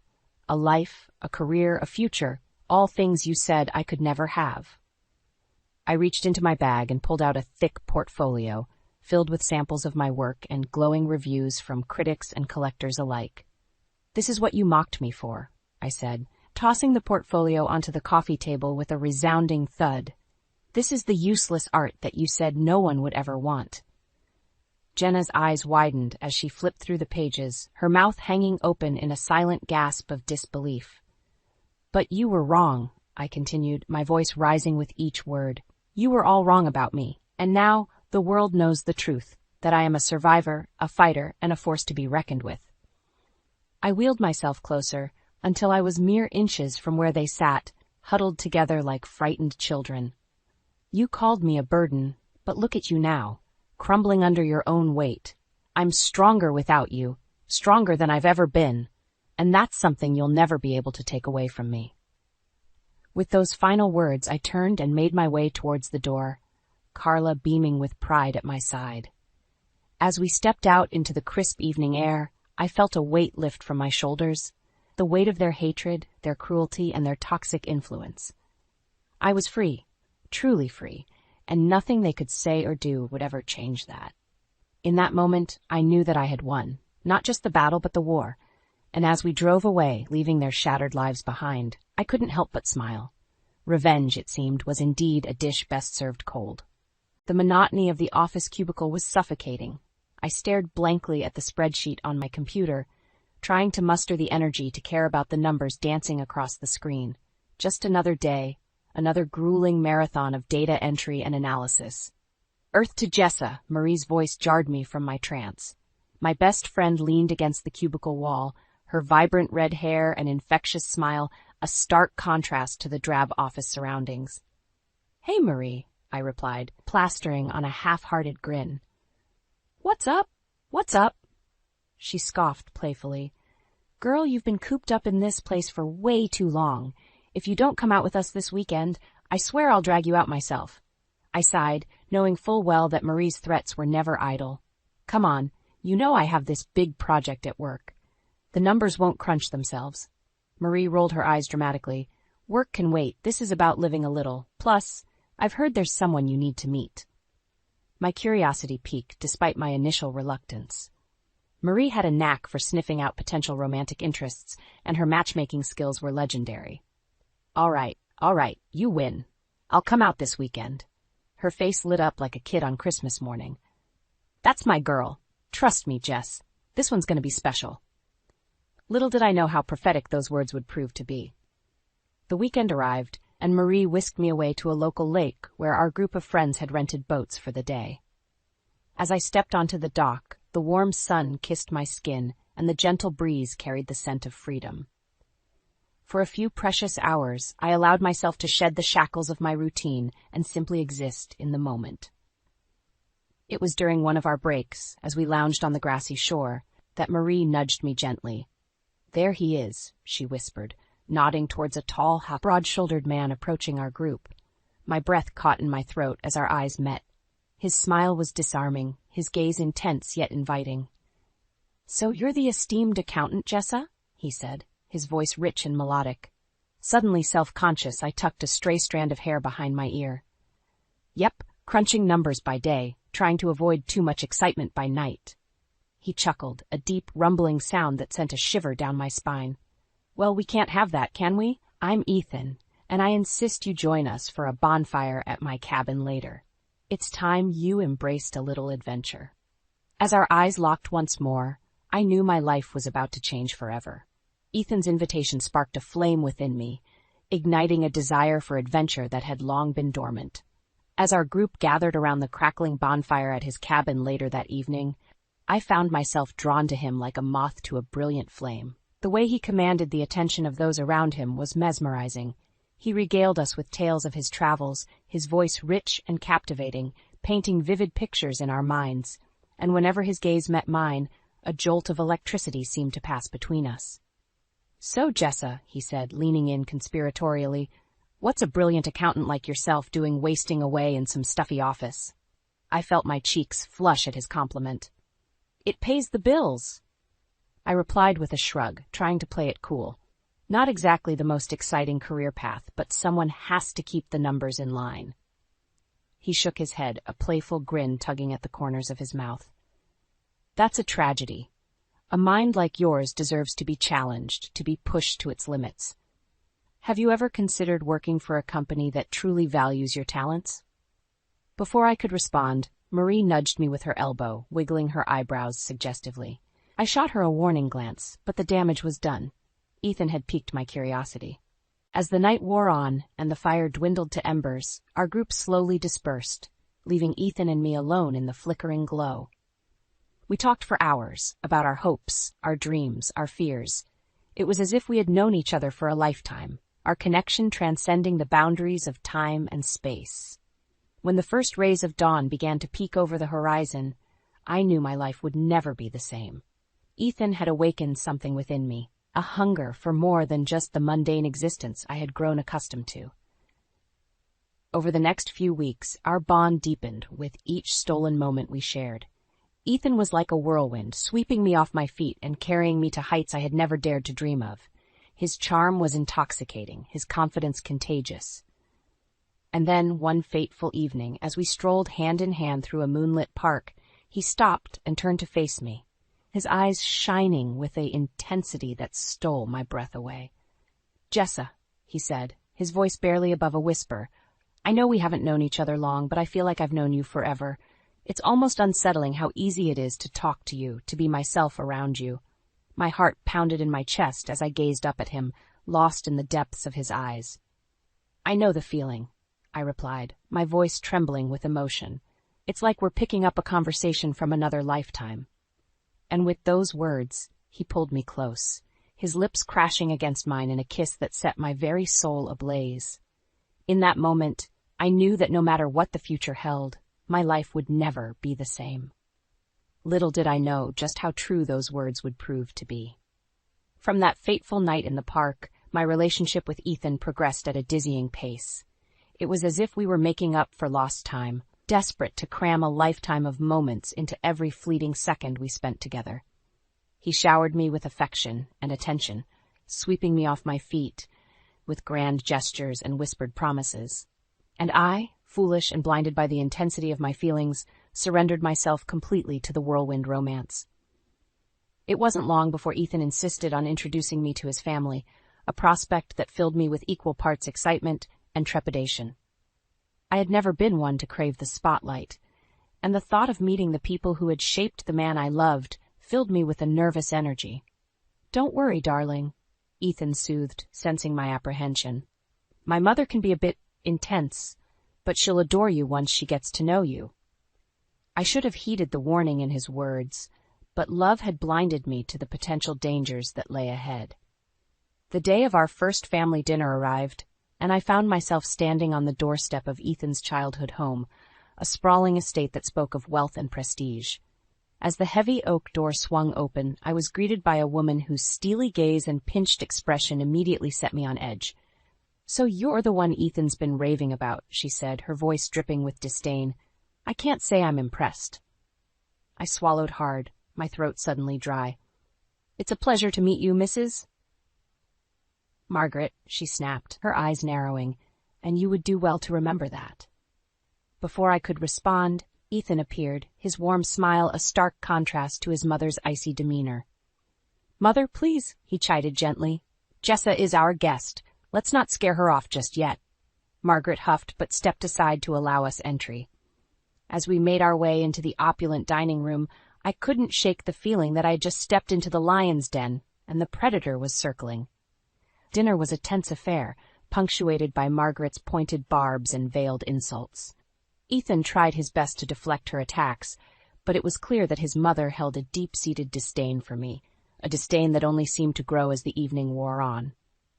"So, Jessa," Margaret drawled, swirling her wine-glass with a practiced air of nonchalance, "what exactly are your intentions with my son?" I froze, my fork hovering halfway to my mouth. "I'm not sure I understand what you mean," I stammered. Margaret's lips curled into a cruel smile. "Oh, I think you understand perfectly well. A girl from your background snaring the heir to the family fortune? Forgive me if I'm a little skeptical of your motives." The words stung like a physical blow, and I felt the heat of humiliation rising in my cheeks. Before I could formulate a response, Ethan intervened. "That's enough, Mother," he said, his voice low and dangerous. "Jessa is the woman I love, and you will treat her with respect. If you can't do that, then we're leaving." Margaret's eyes flashed with fury, but she said nothing more. The rest of the evening passed in tense silence, and as Ethan and I made our way back to his car, I couldn't shake the feeling that a battle line had been drawn. Little did I know, it was merely the opening salvo in a war that would soon consume us all. Despite Margaret's blatant hostility, Ethan remained resolute in his love for me. He insisted that his mother would eventually come around, that her sharp tongue was merely a defense mechanism against the threat of change. "She's been through a lot," he explained one evening as we lay tangled in each other's arms. "My father's death hit her hard, and she's never really recovered from it. But deep down, she's a good person. She just needs time to see that you're not a threat." I wanted to believe him, but the memory of Margaret's cutting words still stung like an open wound. Still, I clung to the hope that Ethan was right, that his mother's icy exterior would eventually thaw. In the weeks that followed, Ethan and I grew even closer, our bond strengthened by the shared adversity we faced. He showered me with affection and attention, as if trying to make up for his mother's disdain with an overabundance of love. It was during this time that he broached the subject of me joining the family business, a multinational corporation that had been in the Ethan's family for generations. At first, I was hesitant, unsure of my ability to navigate the treacherous waters of such a high-stakes enterprise. "Nonsense," Ethan scoffed, his eyes alight with confidence. "You're the most brilliant woman I know. With your talent for numbers and your keen mind, you'll be an asset to the company." Against my better judgment, I allowed myself to be swayed by his flattery and my own desire to prove myself worthy in Margaret's eyes. Little did I know that by accepting Ethan's offer, I was walking straight into the lion's den, with no idea of the dangers that lurked within. My first day at the office was a whirlwind of introductions and orientation sessions, but one encounter stood out like a beacon in the fog. As I was being shown to my new workspace, a stunning woman with raven hair and piercing green eyes strode past, her gaze lingering on me for a fraction of a second too long. "That's Vanessa," my guide whispered, his voice tinged with a mixture of awe and trepidation. "She's the new hotshot executive Margaret brought in from overseas. Word is, she's a real shark in the boardroom." I brushed off the warning, too caught up in the excitement of my new position to pay much heed to office gossip. Little did I know that Vanessa would soon become the catalyst for a chain of events that would threaten to tear my world apart. As the weeks turned into months, I threw myself into my work, determined to prove my worth to Margaret and earn her grudging respect. But no matter how hard I toiled, no matter how many late nights I spent poring over spreadsheets and financial reports, her disdain for me never wavered. "This isn't some backyard budget you're playing with," she would snap, her eyes narrowed in contempt. "This is our legacy, and I won't have some upstart accountant jeopardizing everything my family has built." Her words stung, but I refused to let them deter me. I was convinced that if I could just prove my value to the company, Margaret would eventually see me as more than just a gold-digging interloper. Little did I know that Vanessa's presence was about to throw a wrench into my carefully laid plans. As the months rolled by, I found myself increasingly entangled in the web of office politics and power struggles that seemed to permeate every corner of the company. Margaret's disdain for me only grew more palpable, and I couldn't shake the feeling that she was actively working against me, undermining my efforts at every turn. It was during this tumultuous time that Vanessa began to make her presence felt. At first, it was subtle, a lingering glance in the hallway, a casual brush of the arm as we passed each other in the break room, but soon her behavior became more brazen, more overt. "Jessa, darling," she would purr, her voice dripping with saccharine sweetness. "Have you had a chance to review those quarterly projections I sent over? I'd love to get your thoughts." Caught off guard by her sudden familiarity, I would stumble through a response, my cheeks flushing with a mixture of embarrassment and confusion. Vanessa seemed to revel in my discomfort, her emerald eyes sparkling with a predatory gleam. As the weeks wore on, her advances grew bolder, her touches more lingering, her innuendos more thinly veiled.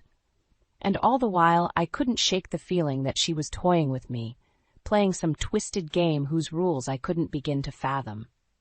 Ethan, bless his heart, remained oblivious to the rising tension between Vanessa and me. Whenever I tried to broach the subject, he would wave it off with a dismissive chuckle. "You're imagining things, darling," he would say, pulling me close and planting a kiss on my forehead. "Vanessa's just a bit intense. It's all part of her charm." But I knew better. There was nothing charming about the way Vanessa's gaze would linger on Ethan whenever we were together, her eyes raking over his form with barely disguised hunger. It was a look I had seen before, a look that spoke of desire and ambition, a dangerous combination. Still, I tried to push my misgivings aside, convincing myself that I was simply being paranoid. Ethan loved me, and that was all that mattered. Or so I thought.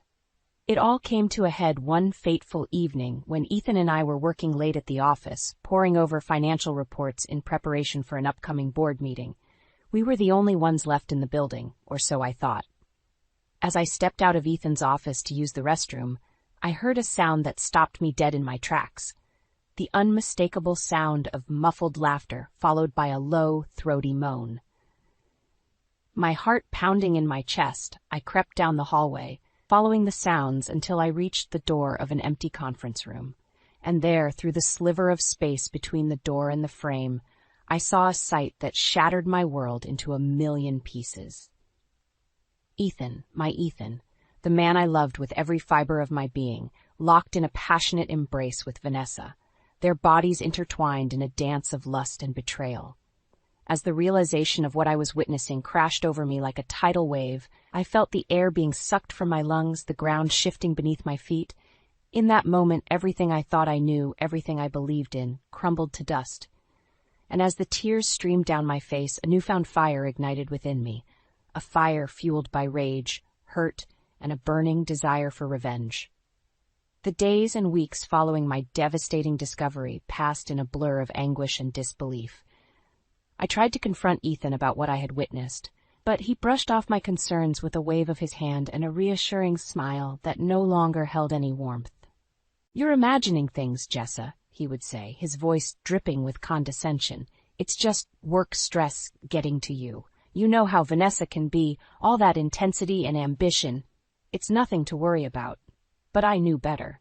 I had seen the truth with my own eyes, and no amount of placating words or empty promises could erase the image of Ethan and Vanessa's betrayal from my mind. As the tension between us mounted, Ethan grew more distant, spending longer hours at the office and finding excuses to avoid me. And all the while, Vanessa prowled the hallways like a lioness on the hunt, her every glance and gesture a silent taunt, a reminder of the secret she held over me. It was during one of these increasingly rare evenings together that I finally found the courage to confront Ethan head-on.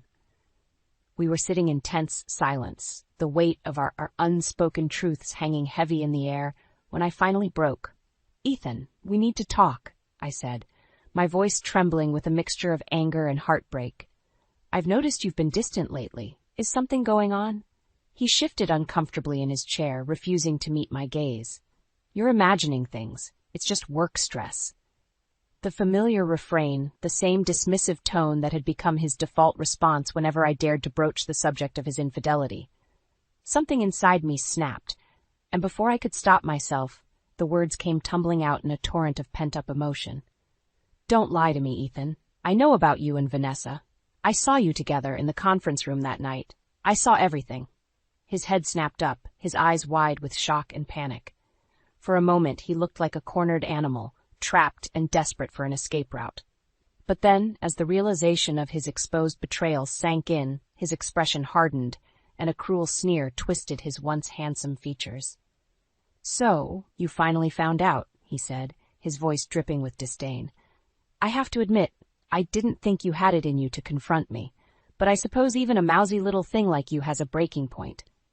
The insult stung, but I refused to let him see how deeply his words had cut me. Instead, I steeled myself, drawing upon the reserves of strength I didn't even know I possessed. "How could you do this to me, Ethan?" I asked, my voice barely above a whisper. "After everything we've been through, after all the promises you made?" He let out a harsh bark of laughter, his eyes cold and devoid of any trace of the love I had once seen in them. "Promises?" he spat. "Don't be so naive, Jessa. This was never about love or promises. It was about power and control, and you were just a means to an end." The revelation hit me like a physical blow, knocking the wind from my lungs. All this time, I had been nothing more than a pawn in Ethan's twisted game, a disposable piece to be sacrificed when the time was right.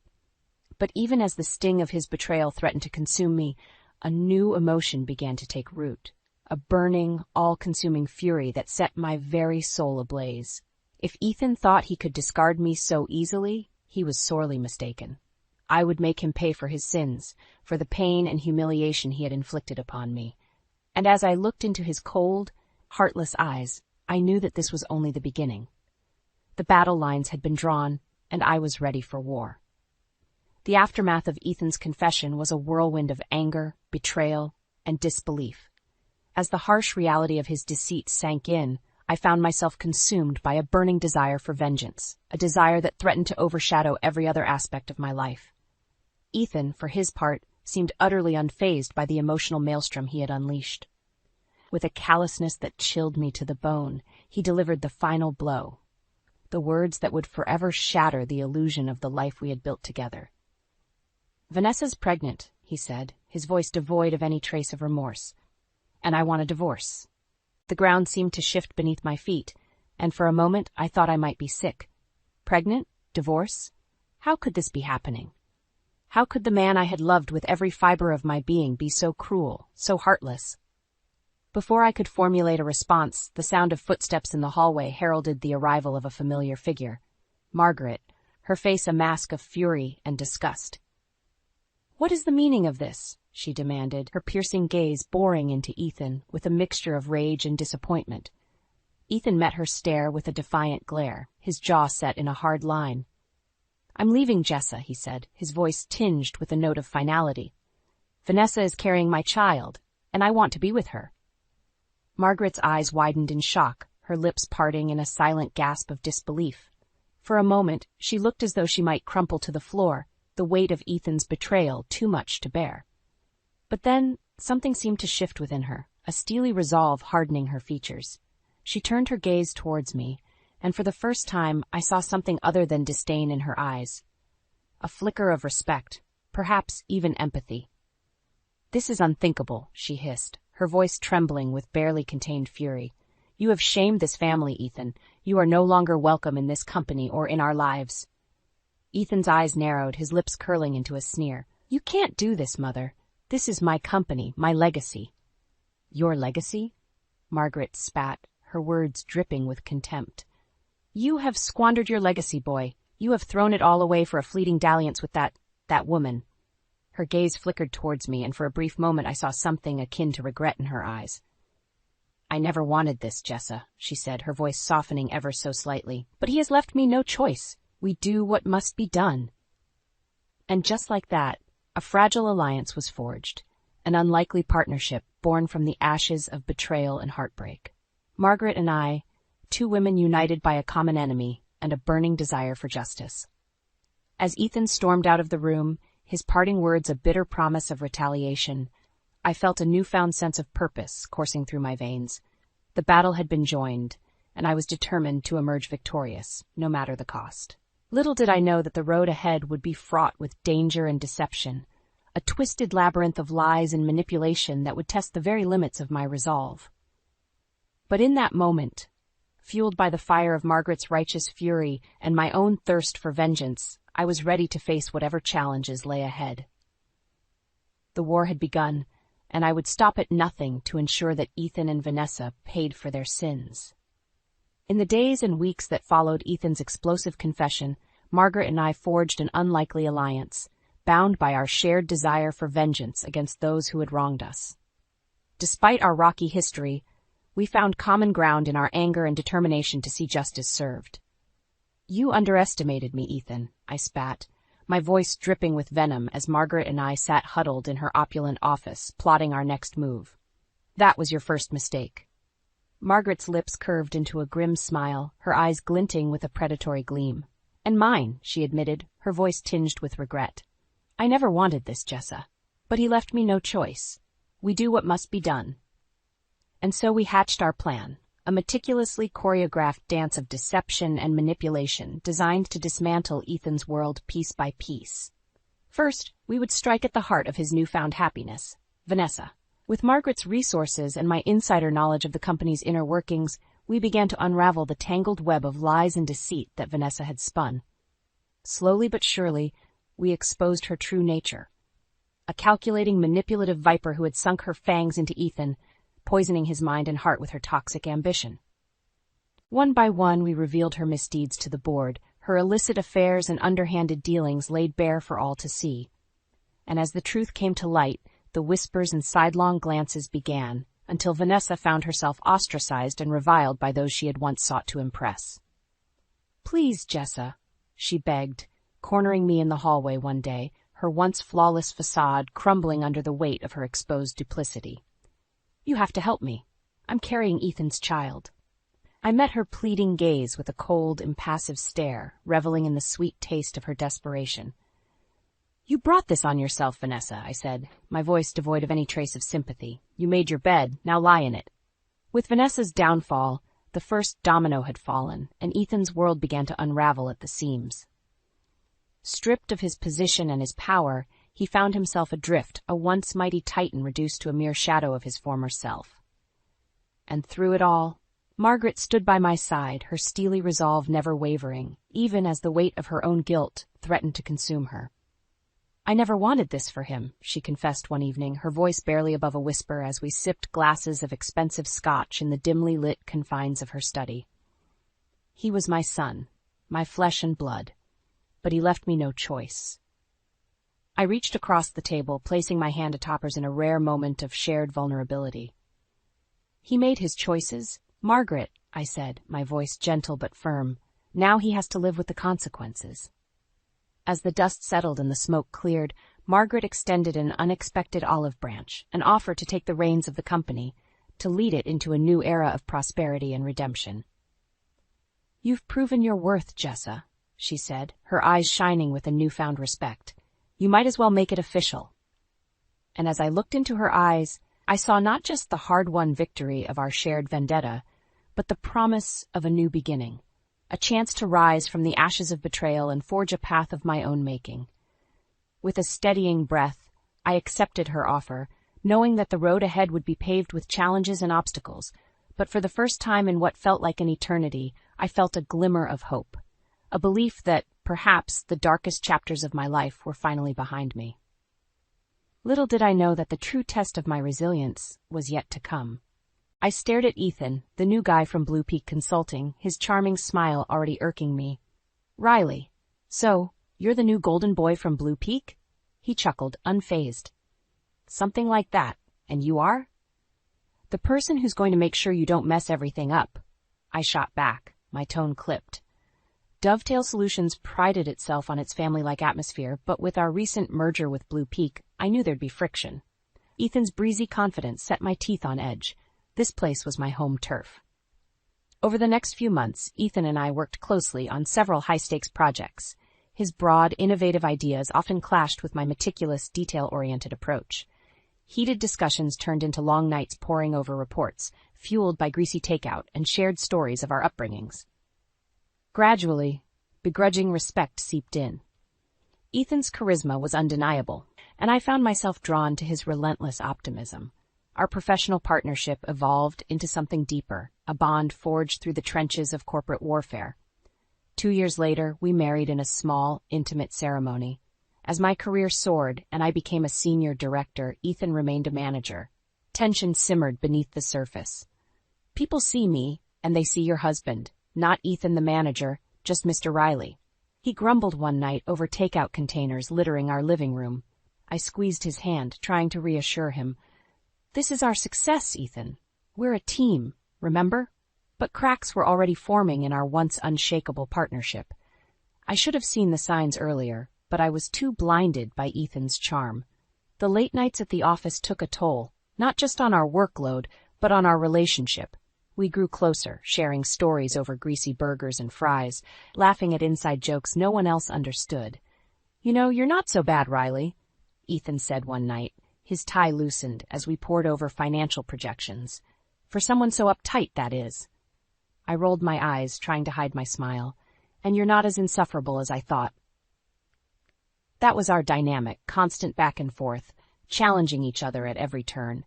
But there was an undeniable chemistry, a spark that kept us going late into the night, but fueled by ambition and maybe something more.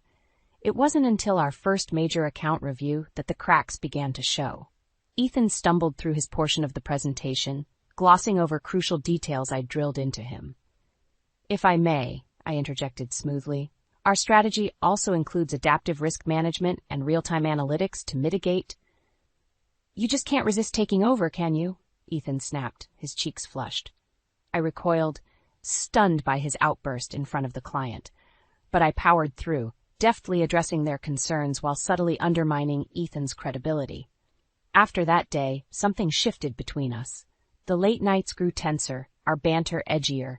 I started noticing little things, assignments being reassigned without my knowledge, my performance metrics dipping inexplicably.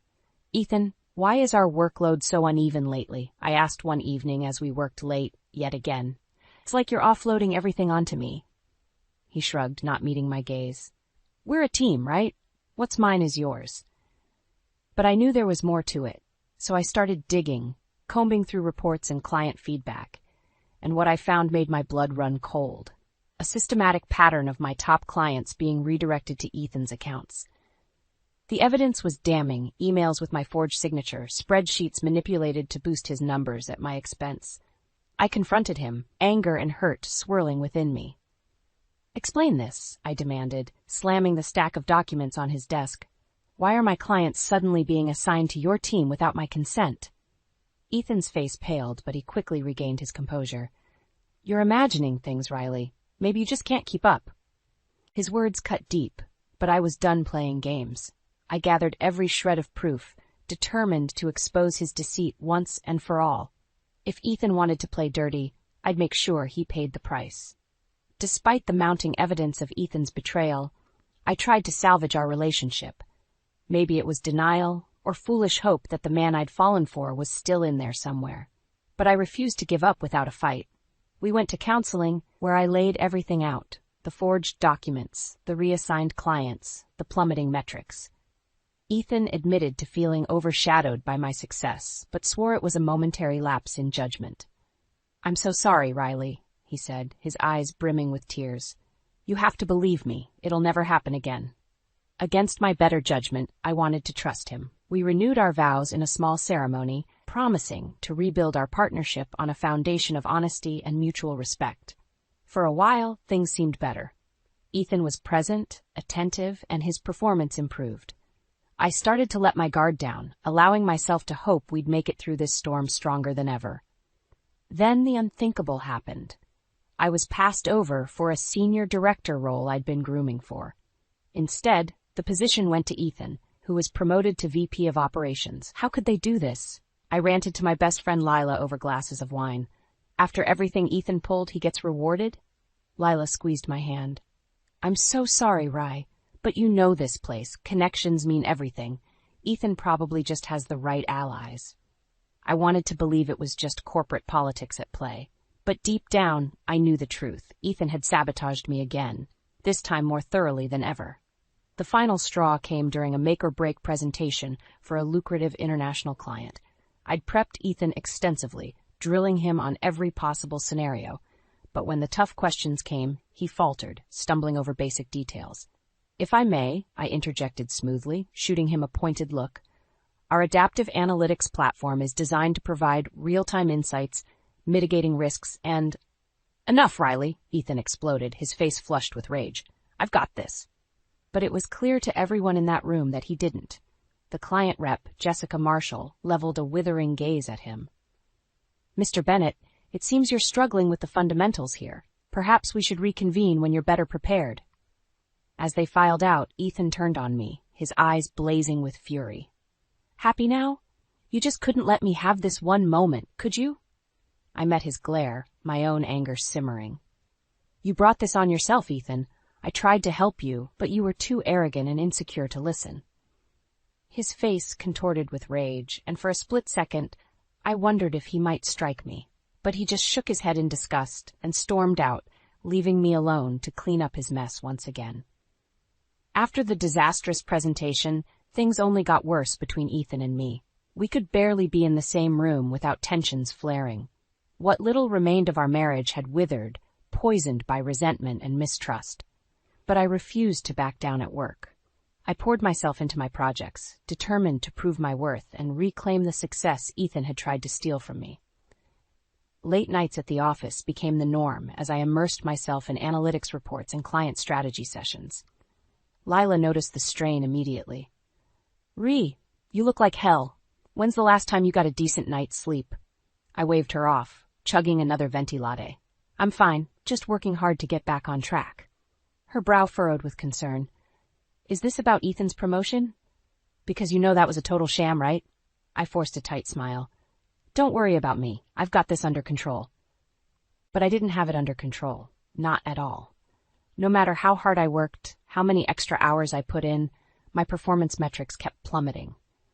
Crucial clients and high-profile projects were being systematically reassigned to Ethan's team without my knowledge. One night, as I burned the midnight oil updating financial models, an email notification pinged on my laptop. It was from HR, approving the transfer of the Zephyr Technologies account, one of my biggest clients, to Ethan's portfolio. White-hot fury coursed through me as I realized the truth. Ethan was undermining me again, sabotaging my career in his relentless pursuit of success. This time, he wasn't just forging documents, he was manipulating the entire system. I stormed into his office, slamming the damning email printout on his desk. "Care to explain this?" I seethed, struggling to keep my voice steady. Ethan had the audacity to feign innocence. "Explain what? It's just a routine account transfer, Riley. No need to overreact." "Don't play dumb with me," I exploded. "You've been systematically stripping me of my clients and workload to make yourself look good." Just like before. For a split second, the masks slipped, and I saw the ugly truth in his eyes. The bitterness, the resentment, the twisted sense of entitlement that drove his actions. But just as quickly it was gone, replaced by that smarmy grin I'd once found charming. "You're just paranoid, babe. Maybe if you pulled your weight a little more, you wouldn't feel so threatened." His words hit like a physical blow, leaving me reeling. How could the man I'd loved, the partner I'd built a life with, treat me with such callous cruelty? I wanted to scream, to hurl every vile insult I could muster. But I knew that would only give him more ammunition.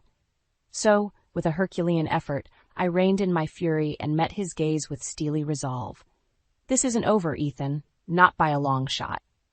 Turning on my heel, I stormed out, my mind already whirring with how to expose his deceit once and for all. He wanted to play dirty? Fine, I'd make sure he paid the ultimate price. With Ethan's betrayal laid bare, I knew I had to act quickly before he buried me completely. I gathered every shred of evidence I could find, the forged emails, the manipulated client reports, the discrepancies in project assignments. It was all there, a damning paper trail of his deceit. Lila was my rock through it all, helping me compile the files and offering a sympathetic ear when the weight of Ethan's actions threatened to crush me. "That bastard," she seethed as we pored over the documents late one night. "I can't believe he'd stoop this low." I shook my head, fighting back tears of rage and humiliation. Believe it, this is who he really is. A selfish, insecure coward who'll do whatever it takes to get ahead. With the proof in hand, I requested an urgent meeting with Mr. Daniels, our CEO. He was a no-nonsense leader who valued integrity above all else. Surely he'd see Ethan for the snake he truly was. The day of the meeting, I barely slept, running through my presentation over and over. I had to get this right. My entire career was on the line. When I finally stood before Mr. Daniels, the weight of the moment nearly crushed me, but I pushed through, methodically laying out the evidence, pointing out each discrepancy, each forged signature, each reassigned client that had crippled my performance. To his credit, Mr. Daniels listened intently, his expression growing more grave with every revelation. When I finally finished, he leveled his piercing gaze at me. "Miss Bennett, these are extremely serious allegations. Do you have proof to substantiate your claims?" Without a word, I slid the thick file across his desk. He flipped through it, his frown deepening. Just then, the door opened, and Ethan strode in, that trademark smirk plastered across his face. "Sorry I'm late, everyone. What did I miss?" Mr. Daniels fixed him with an icy stare. "Mr. Bennett, can you explain why these client transfers and project reassignments were made without proper authorization?" For a split second, Ethan's mask slipped, revealing the panic simmering beneath. But he quickly regained his composure, letting out a nervous chuckle. "This has to be some kind of mistake, sir. I would never." "No mistake," I cut him off, unable to contain my fury any longer. "You've been sabotaging me for months, undermining my work, forging my signatures, all to make yourself look better. And here's the proof." I shoved the file towards him, daring him to deny the mountain of evidence staring him in the face. Ethan paled as he flipped through the documents, his hands trembling. Mr. Daniels slammed his palm on the desk, making us both jump. "Enough of this. Mr. Bennett, you're suspended pending a full investigation. And if these allegations prove true, you'll be terminated immediately. Is that clear?" Ethan opened his mouth, but no words came out. He simply nodded, his eyes downcast in defeat. As he slunk out of the office, I finally allowed myself a small, grim smile. The tides had turned, and Ethan was about to learn a brutal lesson about the price of betrayal. With Ethan suspended pending investigation, I thought I'd finally get some relief. But the storm was far from over. If anything, it was just the calm before the real tempest hit. Despite the damning evidence against him, Ethan still clung to his delusions of grandeur. He swanned around the office like nothing had happened, shooting me smug grins whenever our paths crossed. "Don't get too comfortable, Riley," he sneered one day as we passed in the hallway. "This is just a minor setback." I fought the urge to slap that arrogant smirk right off his face. "Keep telling yourself that, Ethan. The truth always comes out in the end." His eyes narrowed, but he didn't respond, just brushed past me with that infuriating swagger of his. I could practically feel his disdain radiating off him in waves. A part of me hoped he was right, that this was all just a big misunderstanding, and the man I'd once loved was still in there somewhere. But the larger, more pragmatic part knew better. Ethan was rotten to the core, a malignant narcissist who saw me as nothing more than an obstacle to be crushed. The real test came a few weeks later when we were scheduled to pitch a major international client. It was a make-or-break deal, one that could secure our firm's future for years to come. Naturally, Ethan insisted on leading the presentation, despite being under investigation. "This is my account, Riley," he said, puffing out his chest. "I've been prepping the team for months. You'd only get in the way." I wanted to protest, to point out how he'd fumbled the last major client meeting. But Mr. Daniels had made it clear we needed to put on a united front, at least until the investigation concluded. So I gritted my teeth and let Ethan take the lead, prepping him extensively on every possible scenario and objection. Maybe, just maybe, he'd finally get it right this time. The day of the presentation, I could sense the tension as soon as we entered the conference room. Jessica Marshall, the no-nonsense client rep who had witnessed Ethan's meltdown before, eyed him warily from across the table. For the first half hour, Ethan stuck to the script, breezing through the high-level concepts and projections.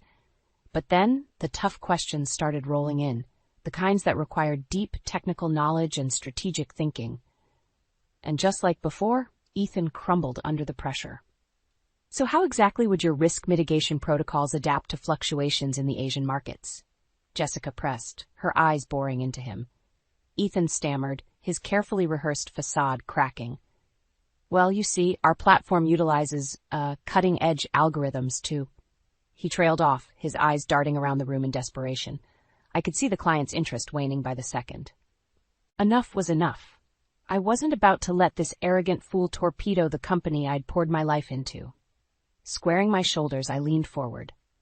"If I may," I interjected smoothly.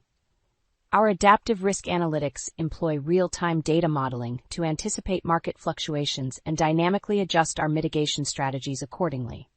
I laid it all out, the robust testing protocols, the seamless integration with our clients' existing systems, the proven results from our pilot programs. With each point, I could see Jessica's skepticism melting away, replaced by keen interest. By the time I'd finished, Ethan looked like he'd been hit by a truck. His face was beet red, his jaw clenched so tightly I thought his teeth might shatter. As we filed out, he grabbed my arm in a vice-like grip, his eyes burning with impotent rage. "You just couldn't let me have this one moment, could you?" he hissed. "You had to swoop in and undermine me in front of everyone."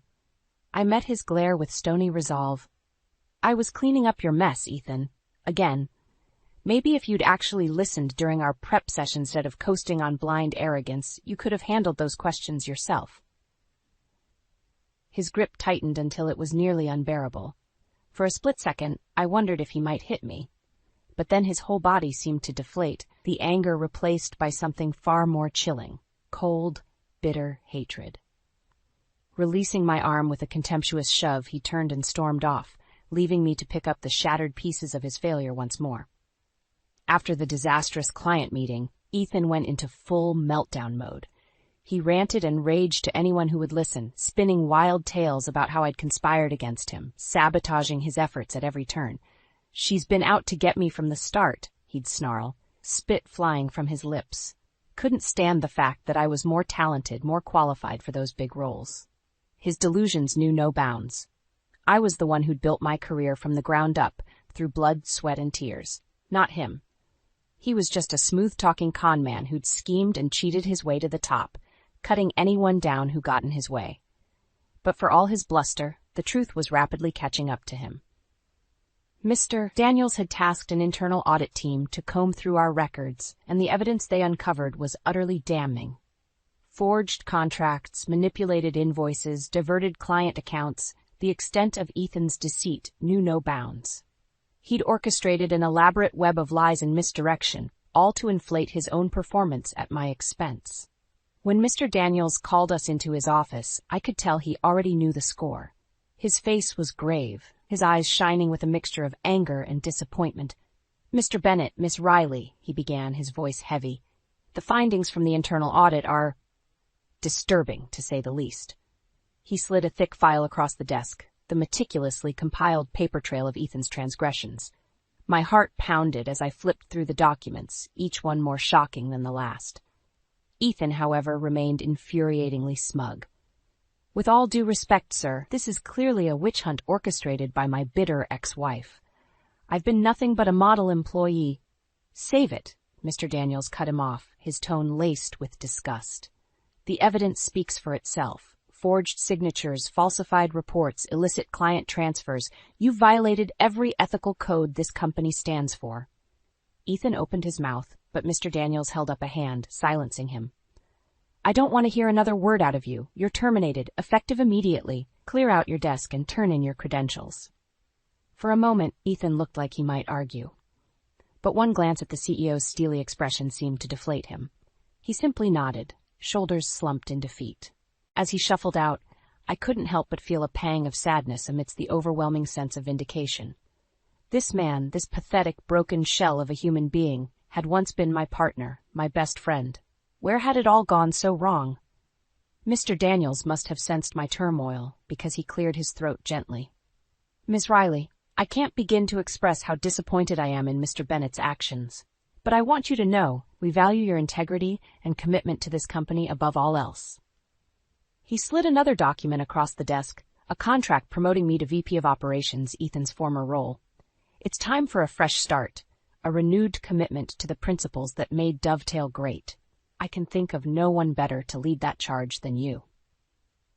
Tears stung my eyes as I accepted the contract, overcome with a heady mix of pride, relief, and sheer exhaustion. It was finally over. The lies, the betrayal, the constant battle to prove my worth. I'd won. But as I inked my name on that crisp new contract, I couldn't help but wonder at what cost that victory had come. In the aftermath of Ethan's spectacular downfall, I thought I'd finally find some sense of closure, of hard-won peace. But the wounds he'd inflicted ran deeper than I could have imagined. As I settled into my new role as VP of Operations, reorganizing teams and redoubling our commitment to ethics, the specters of his betrayal haunted me at every turn. I'd catch whispers in the hallway, colleagues shooting me furtive glances laced with pity and judgment. "Did you hear what that bastard did to Riley?" I always knew there was something off about him. It was like a endless drone in the back of my mind, a constant reminder of the humiliation I'd endured at the hands of the man I'd once loved. Ethan, for his part, maintained a defiant front in the face of his spectacular downfall. He refused to acknowledge the depths of his deceit, instead painting himself as the victim of some grand conspiracy. Riley's always been threatened by my talent. He'd sneer whenever I saw him clearing out his belongings. She'll do anything to tear me down and make herself look good. I wanted to scream, to hurl every vile insult I could muster at his smug, delusional face. But I knew it would only give him more ammunition, more fuel for his twisted martyr complex. So I maintained a stoic silence, refusing to dignify his ranting with a response. Let him live in his pathetic fantasies. I had a company to rebuild. With Ethan finally banished, I doubled down on restructuring our operations, emphasizing transparency and accountability above all else. Gone were the shady backroom deals and cronyism that had enabled his rise to power. One by one, I assembled a new leadership team comprised of talented, principled individuals committed to restoring Dovetail's former glory. It was grueling work, long hours spent poring over organizational charts and performance metrics. Lila was my rock through it all, celebrating each minor victory with takeout and cheap wine in my makeshift office bedroom. "You're doing amazing, Rye," she'd say, squeezing my hand. "This place was a cesspool before, but you're making it something to be proud of again." Her words buoyed me through the toughest days, when cynicism and self-doubt threatened to drag me under. This was about more than just professional redemption. It was about reclaiming the part of myself I'd nearly lost to Ethan's poisonous influence. Of course, there was still the matter of my personal life to confront. Ethan and I had been more than just colleagues. We'd built a life, a future together that now lay in ashes. As the dust settled and the raw fury subsided, I knew we'd have to face the inevitable. It was a crisp fall evening when I requested that final meeting, the one I'd been dreading for months. Ethan swept into the sterile conference room, his cockiness dimmed but that infuriating smirk still firmly in place. Well, if it isn't the conquering hero herself," he sneered as I entered. "To what do I owe this pleasure, Miss VP?" I leveled my gaze at him, mustering every ounce of strength and composure. "Ethan, this isn't just about work, it's about us. What's left of us, anyway?" His bravado faltered just for a moment before the mask slipped back into place. "Oh, I see. You just couldn't resist one last chance to rub my face in your victory, could you?" I shook my head, suddenly bone-weary from the weight of it all. "You still don't get it, do you?" I said softly. "This was never about winning or losing. It was about trust, Ethan, and after everything you've done, that trust is broken beyond repair." For a fleeting instant, I saw a flicker of something in his eyes. Regret, maybe, or a glimmer of the man I'd once adored peeking through the ruins, but it was gone in a blink, smothered by that impenetrable veil of ego and denial. "Is that really what you think?" he muttered, unable to meet my gaze. "You know what? Don't answer that." With that, he turned and left, disappearing from my life as abruptly as he'd entered it all those years ago. And this time, I knew there would be no resurrection of the past, no rekindling of the love that had burned so bright before his betrayal snuffed it out. It was over, truly and finally over. And as I watched Ethan's retreating form, I felt an unexpected wave of sadness wash over me, not for what we'd lost, but for the man he could have been, the partner he should have been. But those regrets belonged to the past now. I had a future to build, one founded on the hard-won lessons born from his lies and manipulations. As I stepped back into the bustle of the office, my team's voices and laughter echoing through the halls, I felt a surge of pride and renewed purpose. This was my path, my redemption story, and I wasn't about to let Ethan Bennett's ghosts haunt me any longer. I walked into the kitchen, the smell of fresh coffee filling the air. I needed that pick-me-up after last night's late conference call, but as I entered, I saw Patricia, my mother-in-law, standing by the sink with a frown on her face. "Michelle, why is the house always so unkempt?" Patricia snapped, her eyes narrowing as they scanned the room. "I hired a housekeeper to take care of everything," I replied, trying to keep my voice calm. Patricia's disapproval had become a regular part of my mornings. Patricia scoffed. A real wife would do it herself. Before I could respond, Brian entered the kitchen, his shirt half-tucked and his tie askew. "Morning," he mumbled, barely looking up. I forced a smile. Good morning. Coffee? He nodded and moved past Patricia without acknowledging her. I handed him a mug. He took a sip, then glanced around, seemingly for the first time noticing the tension. What's going on? He asked, his eyes flicking between his mother and me. Just discussing housekeeping, Patricia replied coldly, taking a seat. I sighed. Brian, can we talk later? I have a lot on my plate today with the business. Sure, he said absently, already scrolling through his phone. Esme, our housekeeper, walked in, breaking the awkward silence. Good morning, Mrs. Turner, Mr. Turner. Patricia gave her a curt nod. Esme, you missed a spot by the window yesterday. Esme smiled politely. I'll take care of it right away. Patricia muttered something under her breath and left the kitchen, leaving an icy atmosphere behind her. I took a deep breath, my frustration bubbling just beneath the surface. Brian, can we have a serious conversation about this? I asked, trying to keep my voice steady. He looked up from his phone, a slight frown creasing his forehead. About what? Your mom's constant criticism. It's driving me crazy. I need your support here. He sighed, running a hand through his hair. Michelle, she's just old-fashioned. She'll get used to things eventually. Eventually? It's been years, Brian, I snapped. I can't keep pretending everything's fine while she undermines me in our own home. His jaw tightened. Look, she's my mom. You need to be more understanding. I stared at him, disbelief washing over me. So, my feelings don't matter? They do, he replied, looking at his phone again. But this isn't the time. Fine, I said, my voice shaking slightly. We'll talk later. The rest of the morning went by in a haze. I threw myself into work, finding solace in my growing e-commerce enterprise. Orders were coming in faster than we could fulfill them, and my team was working overtime. It was my escape, the one thing I had control over. Later that day, as I prepared dinner, the doorbell rang. It was my in-laws. Thomas gave me a polite smile, but Patricia's scowl never left her face. Dinner was a stiff affair, with Patricia dissecting every bite. This tastes different, she commented, setting her fork down. Michelle, did you change the recipe? No, Patricia, it's the same, I replied, barely managing to keep the irritation out of my voice. After dinner, Brian and I retreated to the living room. We need to talk now, I said firmly. He sighed. Michelle, I'm exhausted. Can we do this another time? No, Brian, we need to figure this out. This tension isn't sustainable. He finally looked at me, and for a moment I saw a flash of the man I'd married. Caring, attentive, but it faded quickly. Fine, he said, but I can't promise things will change. I nodded, feeling a mix of resolve and heartbreak. We'll see.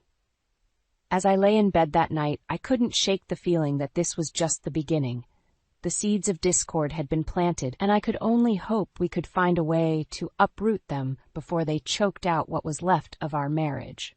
The next morning started with a hum of activity. I was in the midst of packing orders, the familiar rhythm of taping and labeling boxes giving me a sense of peace. Esme worked quietly in the background, tidying up the living room. Suddenly, Patricia barreled into my office. Michelle, her voice was sharp. The yard looks atrocious. When are you planning to do some gardening? I barely looked up from my work. I have a landscaper scheduled for tomorrow. Why can't you just do it yourself? Patricia, I have a business to run. That's why we hire help. She huffed, crossing her arms. Well, a good wife would manage both. I clenched my jaw, willing myself to stay calm. I am managing both, just in a different way. Before she could respond, the front door opened, and Brian walked in earlier than usual. Brian, Patricia called out, her tone instantly softening. Look at this mess. Doesn't it bother you? Brian glanced at the unassembled boxes and packing materials strewn across my office. It's just temporary, he said dismissively. Michelle's business is doing well. Patricia turned to me, her eyes blazing. So this is more important than your home? Your husband? Mom, please stop, Brian interrupted, sounding tired. We've talked about this. Patricia's lips pressed into a thin line. Have you? Doesn't seem like much has changed. With that, she stormed out, leaving a heavy silence in her wake. Brian turned to me, exasperation evident on his face. Michelle, I need you to work with me on this. I'm trying, Brian, but she's impossible to please. He sighed, rubbing his temples. I know it's hard. Just keep trying. The next few days followed a similar pattern. Patricia's disapproval was a constant shadow. One evening, as Brian and I prepared for dinner, I hesitated before broaching a sensitive subject. Brian, are you sure your parents don't have anywhere else to stay? He looked up from the casserole dish. Michelle, they're family. We can't just ask them to leave.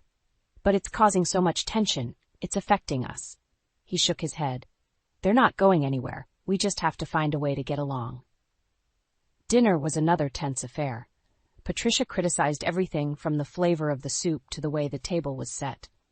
Thomas remained mostly silent, occasionally nodding in agreement with his wife.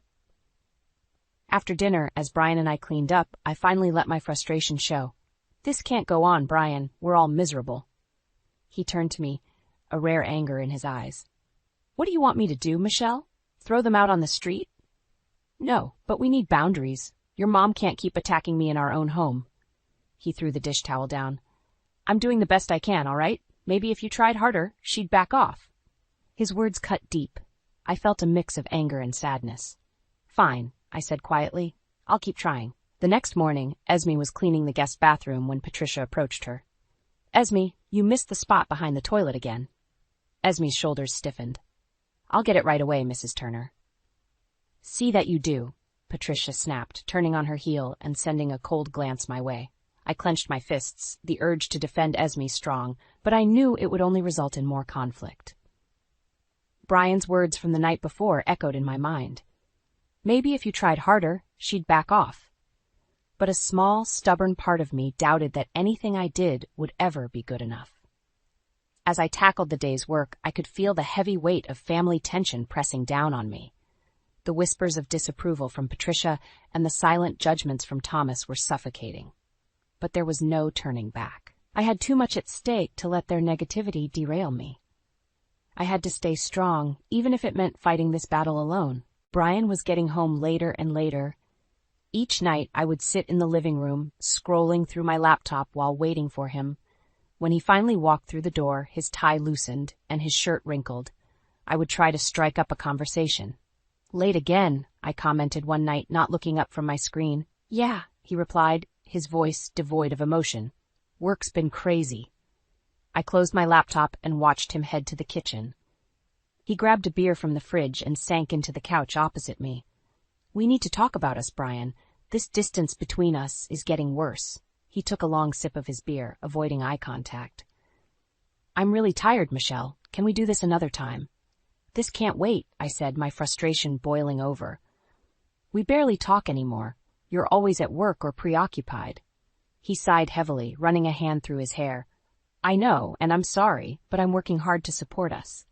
Isn't that what you wanted? I wanted us to support each other, but I feel like I'm doing this alone, I said quietly. You're never around. And when I am, all we do is fight, he shot back, his tone sharp. Before the argument could escalate, Patricia's voice cut through the air. What's all the noise about? Nothing, Mom. Just a disagreement, Brian said quickly, his demeanor shifting to appease her. Patricia's eyes narrowed as she looked at me.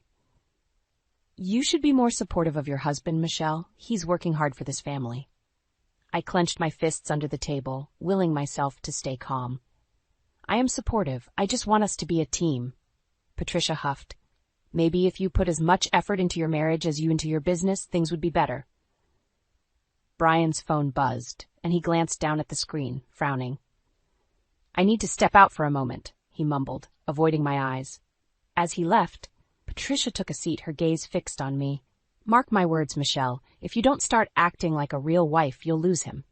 I felt a pang of fear but masked it with defiance. My business is important to this family. I'm doing the best I can. Patricia crossed her arms. You're using your business as an excuse. A real wife would manage both perfectly. Her words stung, but I refused to back down. I refuse to be a doormat, Patricia. She scoffed and stood up. Then don't be surprised when Brian finds someone who appreciates him. The rest of the evening was a blur. As I lay in bed, I couldn't shake Patricia's words from my mind. The distance between Brian and me was growing, and I could feel the foundations of our marriage crumbling. But there had to be a way to fix it, to prove that I could be both a successful entrepreneur and a devoted wife. The days that followed didn't get any better. Brian's late-night absences became more frequent, and whenever we did talk, it was strained and filled with unspoken resentment. One evening, in a rare moment of solitude, I decided to confront Brian once and for all. As soon as he walked in, I didn't even give him a chance to sit. "Brian, we need to talk now." He looked exhausted but nodded, sitting down at the dining table. "All right, what is it?" My voice was steady but firm. "This can't go on. We need to fix whatever is broken between us before it's too late." He sighed and leaned back. "I'm not sure if it can be fixed, Michelle. We've drifted too far apart." My heart ached at his words. "But I still love you. Isn't that worth fighting for?" He shook his head, looking defeated. "I don't know anymore." Without another word, he stood up and walked away, leaving me sitting alone at the table, the weight of our strained relationship pressing down on me. Our foundation was cracking, and as much as I wanted to believe we could repair it, a growing sense of dread told me this was only the beginning of our downfall. I decided to treat myself to a solo brunch at our favorite cafe downtown. It had been a while since I indulged in some alone time, thanks to the relentless pressure at home. The cafe was buzzing with people, offering a comforting distraction from the growing tension in my life. I had just sat down with my latte when I heard a familiar voice. "Michelle, is that you?" I looked up to see Claire, my old college friend. "Claire, what a surprise!" She gave me a quick hug before sitting down. "I haven't seen you in ages. How have you been?" "Busy," I said, trying to muster a smile. "Work's been intense and things at home, well, let's just say it's a bit chaotic." Claire tilted her head. "Want to talk about it?" Before I could respond, her eyes widened. "Wait, isn't that Brian over there?" I followed her gaze and felt my stomach drop. Brian was across the patio, laughing and sharing a drink with a woman I didn't recognize. "Who is she?" Claire whispered. My eyes were glued to the scene unfolding before me. "I don't know, but I intend to find out."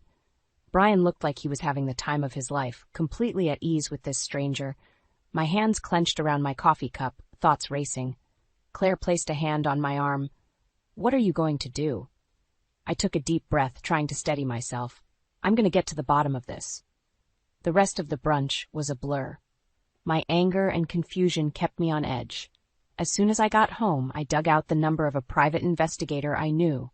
It was time to uncover the truth. The following days were a whirlwind of activities. I kept my routine as normal as possible, silently coordinating with the investigator behind the scenes. Brian's absences were now tinged with suspicion rather than just frustration. Each day he grew more distant, and I grew more determined.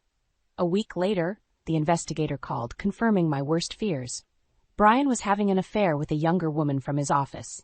Hearing the news spawned a mixture of rage and heartbreak in me. That evening, after Patricia and Thomas had retreated to their room, I pulled Brian aside. "We need to talk. Now." He looked at me with that same tired expression, but nodded. "Okay, what's on your mind?" I didn't waste any time.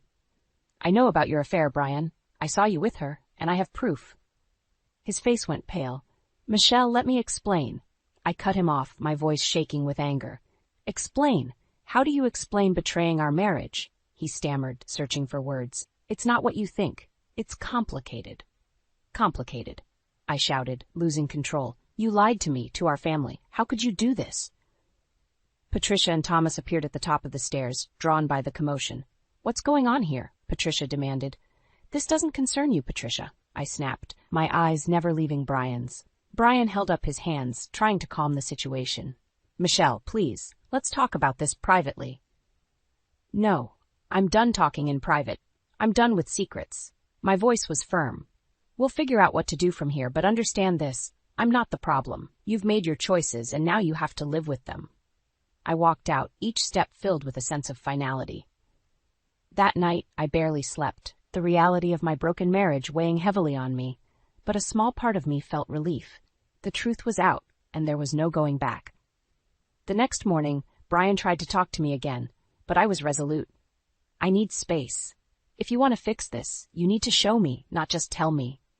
He nodded, looking defeated. "I understand." I didn't know what the future held, but one thing was clear: things had to change, and I would be the one to make it happen. Another sleepless night turned into a foggy morning.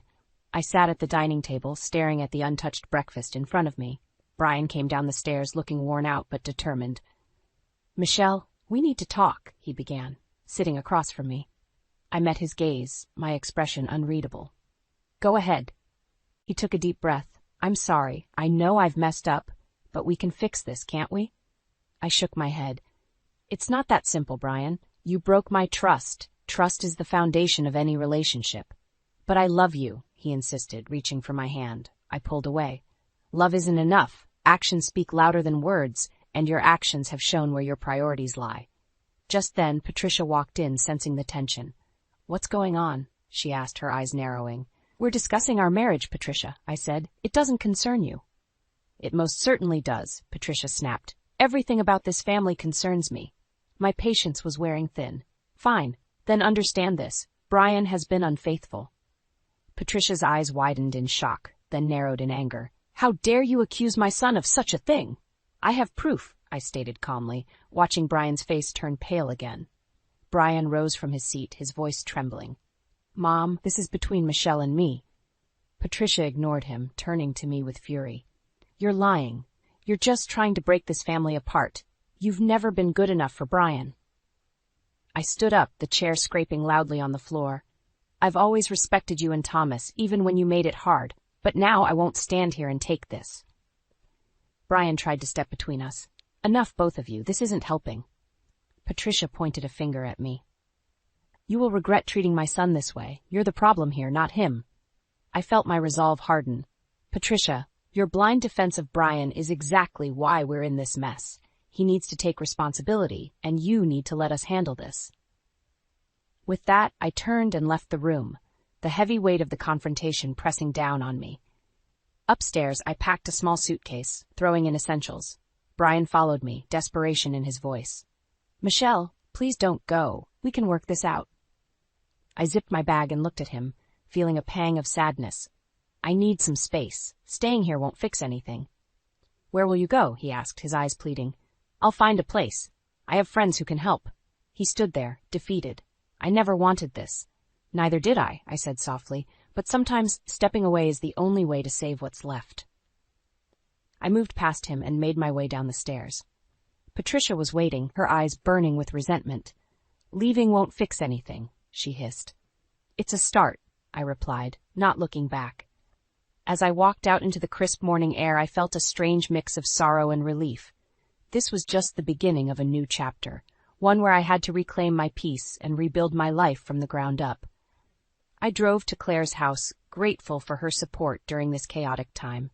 She greeted me with a warm hug. You did the right thing, Michelle. Now you can start healing. Thanks, Claire, I said, my voice cracking slightly. That night, as I lay in Claire's guest room, I stared at the ceiling, trying to piece together what had happened. My marriage, my life, everything felt like it was up in the air. But I knew one thing for sure. I had taken the first step toward taking control of my own destiny. In the silence, a new kind of resolve settled over me. I wasn't just going to survive this. I was going to thrive. The days after I moved in with Claire were a whirlwind of emotions. I threw myself into my work even more, determined to make my e-commerce business thrive. It was my escape, my sanctuary. One afternoon, Claire found me surrounded by shipping boxes. Michelle, you need a break. How about we grab some lunch? I hesitated, but then nodded. Yeah, I could use a change of scenery. We headed to a nearby bistro, and as we sat by the window, the sunlight streaming in felt almost therapeutic. Claire's phone buzzed and she glanced at it, her expression shifting. Michelle, have you heard from Brian? I shook my head. No, and I don't plan on reaching out. Why? She bit her lip. Word is going around that his job isn't going well. My heart tightened. What do you mean? Apparently his performance at work has been slipping. They're talking about demotion. I took a deep breath, feeling a mix of emotions. That's unfortunate, but I can't let it distract me. Claire nodded. Of course. It's just karma, isn't it? We finished our lunch, and I felt a renewed sense of purpose. I couldn't control what was happening to Brian, but I could control how I moved forward. Back at Claire's, I spent the evening strategizing for my business. Orders were pouring in, and my efforts were paying off. It felt good to have something positive to focus on amid the chaos. A week later, I got a call from an unknown number. Hesitant, I answered. Hello? Michelle, it's Brian. I felt a surge of mixed feelings. Brian, what is it? I need to talk to you. Can we meet? Against my better judgment, I agreed. We met at a cafe, the same one where I'd first seen him with the other woman. He looked disheveled, a shadow of his former self. "Michelle, I'm sorry," he began, his voice cracking. "Things have gotten worse. I've been demoted, and Patricia's spending is out of control. We're facing serious financial strain." I listened, my face showing no emotion. "And what do you expect me to do about it?" He looked desperate. "I thought maybe we could work things out, and you could help us. I need you." I almost laughed at the irony. "You kicked me out. Now you want my help?" "It's not like that. I'm willing to do whatever it takes to make it right," he pleaded. "Patricia and I can't manage without you." I leaned back, shaking my head. "Brian, you made your choices. You chose her over me. Now you have to deal with the consequences." His eyes filled with tears. "Please, Michelle, for old time's sake." I stood up, feeling a wave of liberation. "You're on your own, Brian. I'm done cleaning up your mess." As I walked out, I felt a newfound sense of power. I wouldn't let him or anyone else drag me down again. Over the next few months, my business flourished. I hired more staff, expanded my product range, and saw profits soar. Each success was a stepping stone away from the pain Brian and his family had caused. One evening, as I was finalizing some orders, Claire walked in with a newspaper. "You need to see this." The headline read, "Turner Family Faces Eviction Amid Financial Crisis." I skimmed the article, seeing details about Brian's demotion and Patricia's compulsive spending leading them to near bankruptcy. A part of me felt a pang of pity, but it was overshadowed by the satisfaction of seeing karma play out. Later, I received another call from Brian. "Michelle, we need you. We've lost everything without you." His voice was broken, filled with regret. I took a deep breath. "You made your bed. Now lie in it.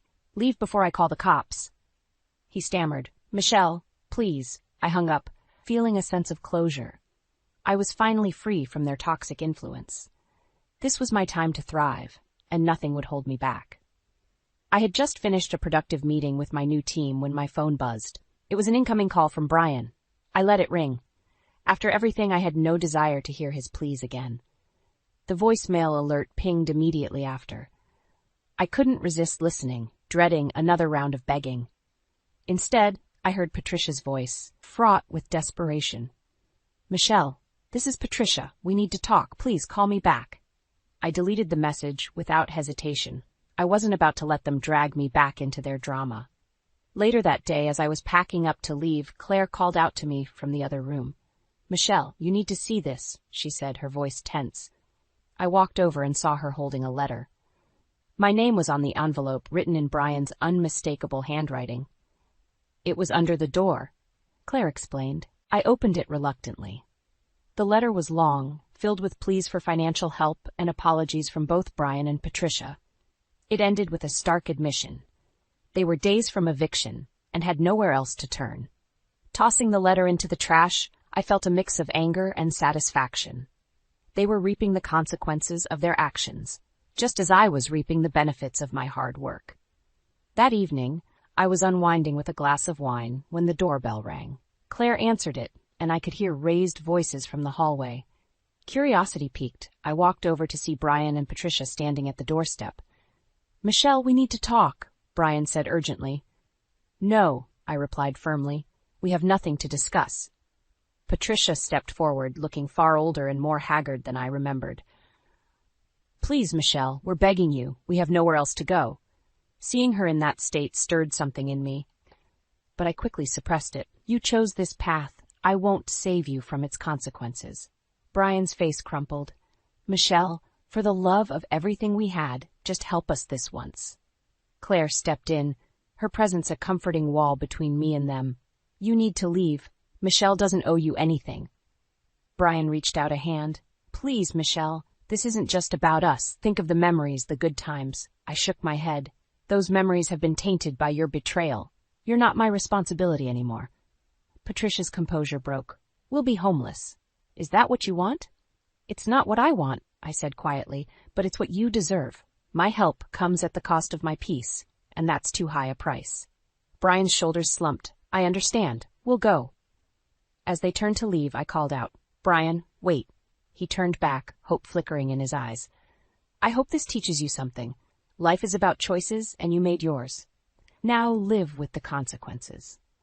With a final nod, they walked away. The door closed and the silence was deafening. Claire put a comforting hand on my shoulder. You did the right thing. I know, I replied, feeling a strange sense of liberation. They needed to hear that. The following week saw my business continue to grow, and for the first time in a long while I felt genuinely happy. My decisions were my own, untainted by the toxic influences of Brian and Patricia.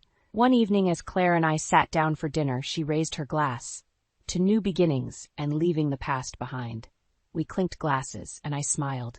To never giving up and moving forward. With Brian and Patricia out of my life, I could finally focus on the future. They had made their bed, and now they were lying in it. And for the first time, peace felt like a tangible reality. In the end, I realized something powerful. Revenge wasn't about hurting them. It was about reclaiming my own happiness, and in that, I'd succeeded beyond measure. The weeks turned into months, and life steadily moved forward. My business was not only surviving but thriving in ways I'd never imagined. I hired more people, launched new products, and expanded into different markets. It felt like a dream.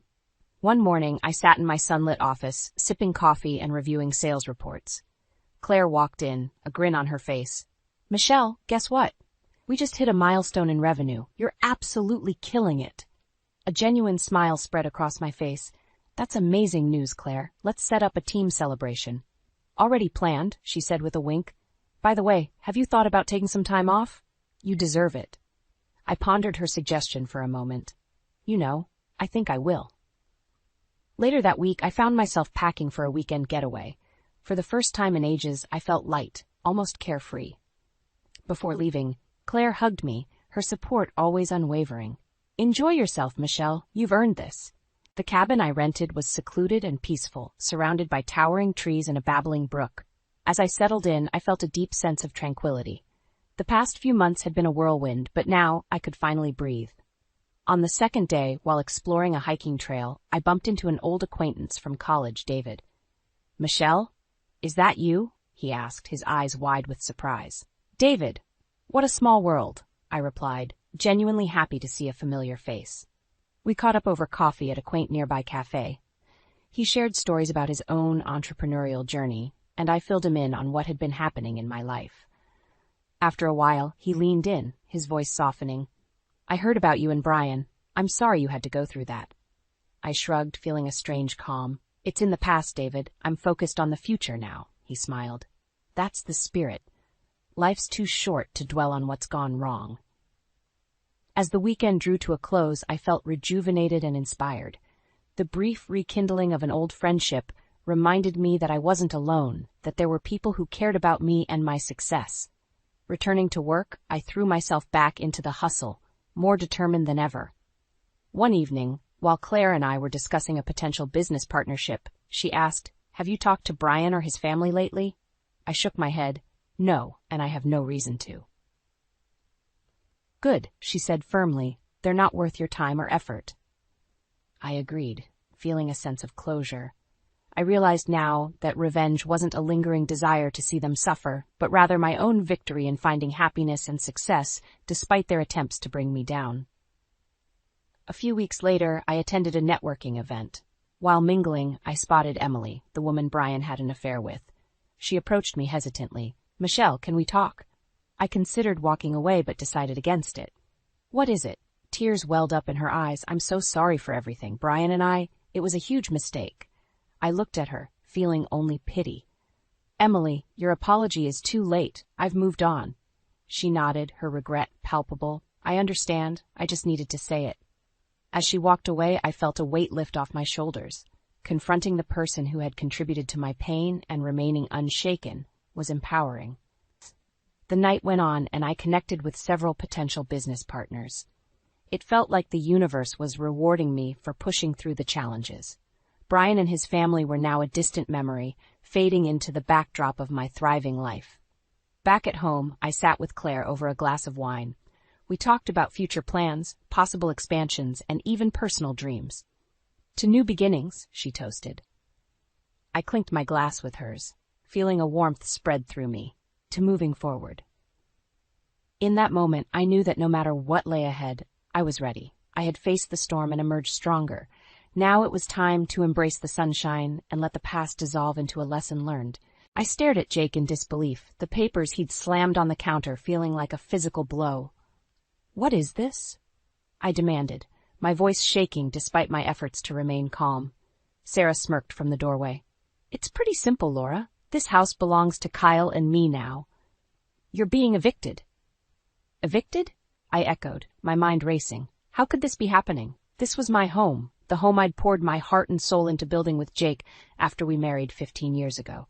Jake's expression was cold, devoid of the warmth I'd once seen in his eyes. "The deed is in our name now. You have 30 days to get out."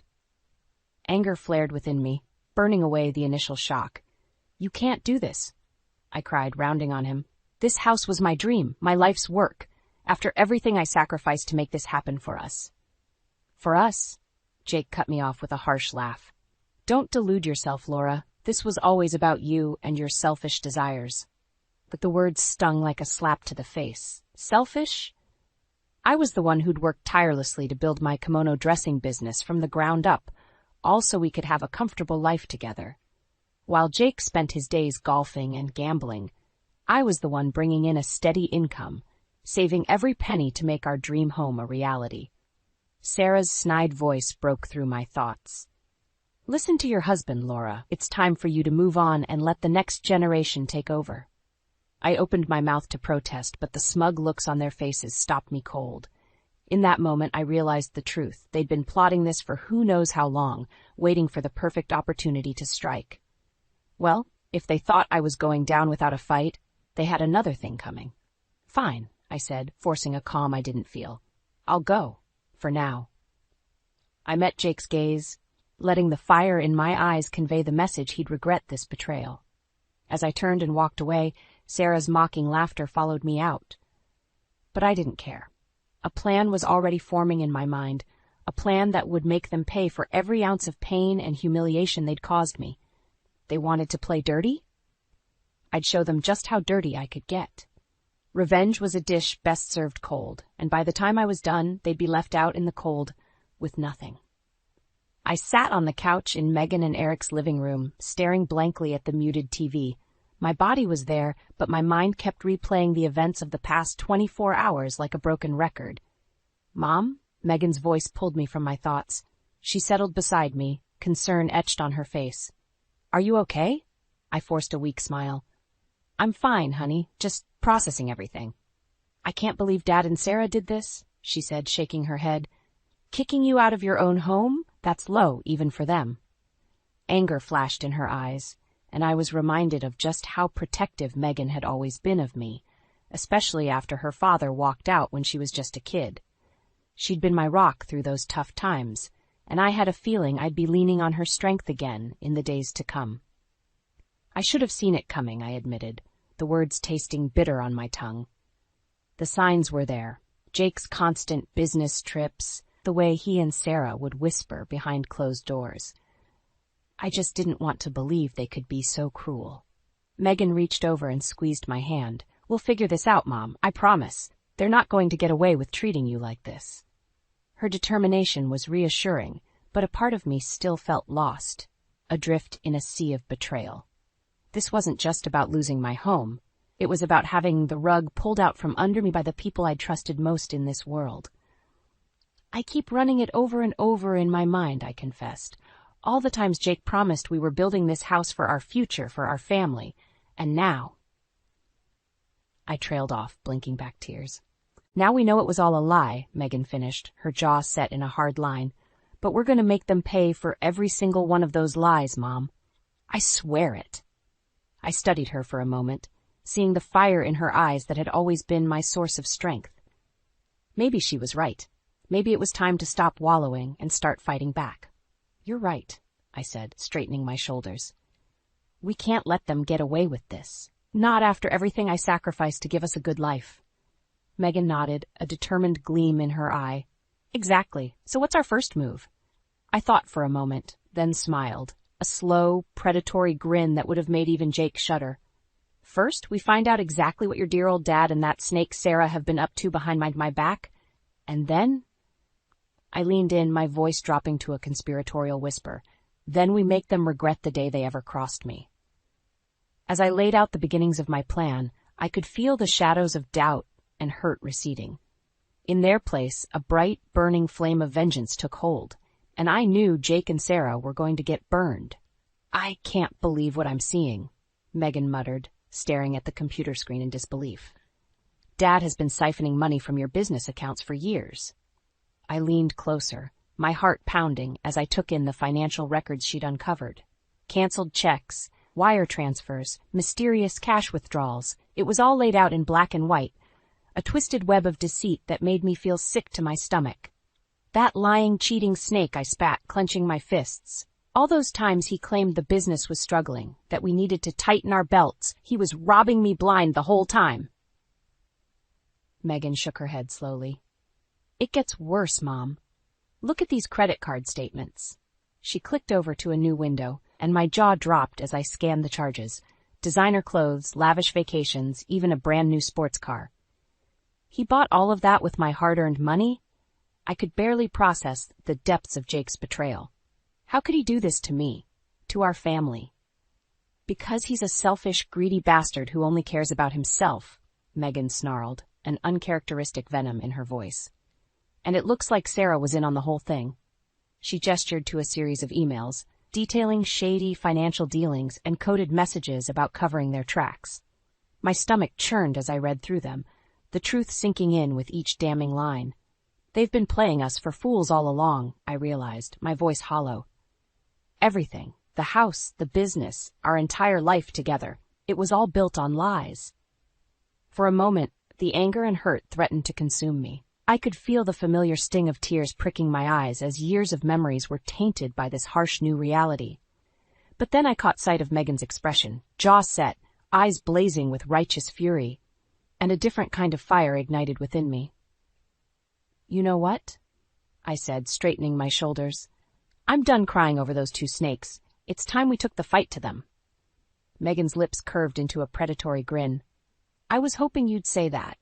What did you have in mind?" A plan was already taking shape, one that would hit Jake and Sarah where it hurt most, their reputations, their social standing, their entire carefully constructed facade of respectability. "We're going to expose them for the liars and thieves they really are," I declared, feeling a rush of vindictive glee. "Let's see how smug they are when the whole world knows what kind of people they truly are." Megan nodded, her expression fierce. "Consider it done, Mom. Those two are going to wish they never messed with us." As we dove back into the evidence, plotting our next move, I felt a sense of purpose I hadn't experienced in years. Jake and Sarah had made a grave mistake in underestimating me, and by the time I was through with them, they'd be the ones left with nothing. "Are you sure this is a good idea, Mom?" Megan asked, eyeing the hidden camera warily. "What if they find out?" I waved a dismissive hand. "They won't suspect a thing. Not with the little act we've cooked up." I shot her a conspiratorial grin. "Just follow my lead. Okay?" She nodded, though the doubt lingered in her eyes. I couldn't blame her. The plan we'd devised to catch Jake and Sarah red-handed was risky, to say the least.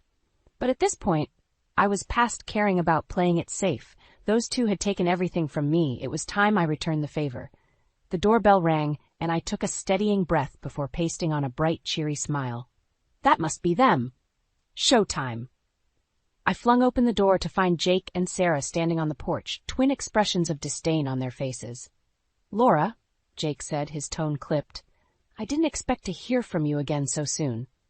"Well, you know me. I like to keep an open line of communication in this family," I replied breezily. "Speaking of which, I'm so glad you two could come over today. Megan and I have been doing a lot of thinking." Sarah arched a perfectly sculpted eyebrow.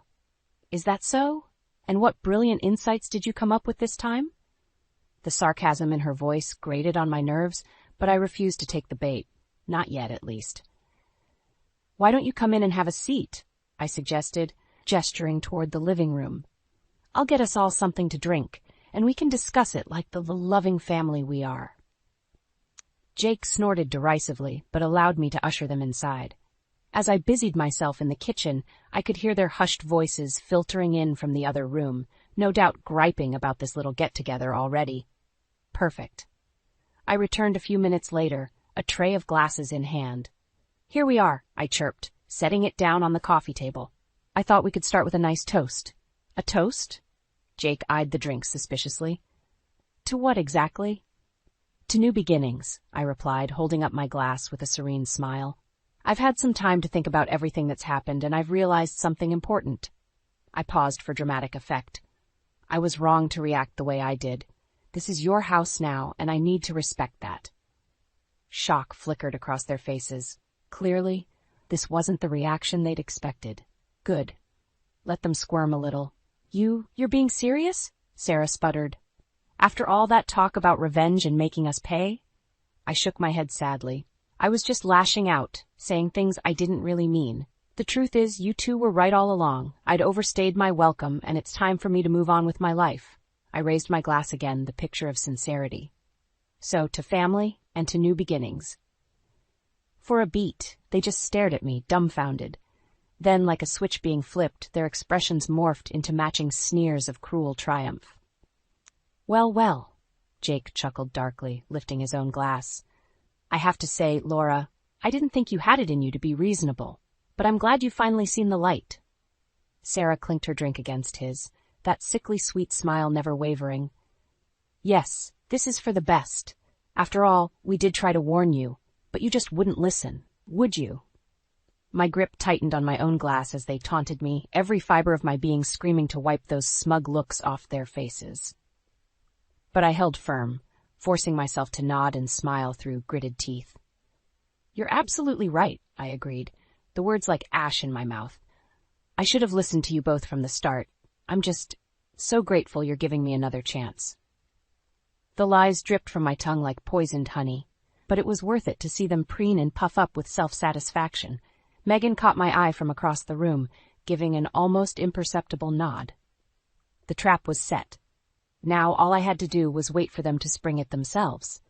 The video went viral within hours. I sat on the couch, my phone buzzing incessantly as the shocking footage of Jake and Sarah's cruel taunts spread like wildfire across social media. Megan had worked her tech magic, editing the clips into a damning expose and blasting it out to every corner of the internet. I can't believe how many people have seen this already, she murmured, scrolling through the deluge of comments and shares. The reaction has been insane. I nodded mutely, my gaze fixated on the screen as the video played again. There they were, my beloved husband and his conniving accomplice, sneering and gloating over their betrayal without the slightest shred of remorse. The hurt was still there, a dull ache in my chest, but it was eclipsed by a burning sense of vindication as the world bore witness to their true ugly natures. My phone chimed again, and I glanced down to see a text from an old friend. Did you see what Laura posted? I'm horrified. Another buzz. Your son and that witch of a wife have some nerve kicking you out like that after everything you sacrificed.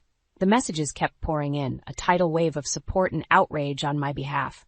With every notification, I could feel the tide turning in my favor. Well, well, I murmured, unable to keep the smug satisfaction from my voice. Looks like the masses have spoken. Megan grinned, riding the high of our well-executed plan. I told you this would work, Mom. Now the whole world knows exactly who the real victims are here.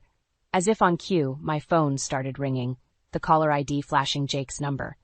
I smirked and hit ignore, letting it go to voicemail as a fresh wave of texts flooded in. How dare they treat you like that? You're handling this with such grace, Laura. Stay strong. If my husband ever pulled something like this, I'd leave him in a heartbeat. With each message, I could practically feel their reputations crumbling beneath the weight of public scorn. The tangible outrage, the unwavering condemnation, it was the ultimate revenge, far more potent than any physical act of retaliation. You know, I mused aloud, I used to worry about what people thought of me and my little kimono business, but this? I gestured to the screen, watching the comments multiply by the second. This is a whole new level of notoriety. Megan laughed, high-fiving me with a mischievous gleam in her eye. Just you wait, Mom. By the time we're through, your name is going to be a household phrase for don't mess with this lady. My phone started ringing again. Sarah's number this time. I rolled my eyes and declined the call, picturing her pacing furiously as the world turned against her. Let her stew in her own misery for a while. As the outpouring of support continued, one thing became crystal clear. Jake and Sarah had made a fatal miscalculation in underestimating me. They'd thought they could cast me aside like yesterday's trash, leaving me powerless and alone. But I wasn't alone. Not anymore. Now I had an entire army rallying behind me, thirsting for justice on my behalf, and they were just getting started. A wicked grin curved my lips as I leaned back, basking in the sweet taste of vindication. "You wanted a war?" I murmured. "Well, you've got one now, and this time I'm not taking any prisoners." The fallout was swift and brutal. Within days of the video going viral, Sarah was called into her boss's office and unceremoniously fired from her cushy marketing job. Apparently, having an employee publicly exposed as a lying, manipulative schemer wasn't great for the company image. "I can't believe this is happening," she'd sobbed into the phone when she called to vent her outrage. "After everything I've done for that company, they're just tossing me aside like garbage." I had to bite back a scathing retort about the irony of her words. Instead, I forced myself to make sympathetic noises, all while savoring the delicious taste of her misery. As for Jake, the dominoes were falling just as rapidly. His golf club terminated his membership, his gambling buddies stopped taking his calls, and the investors in his fledgling business venture began jumping ship en masse. "You've ruined me," he'd roared when he finally deigned to show up on Megan's doorstep, red-faced and eyes wild with impotent rage.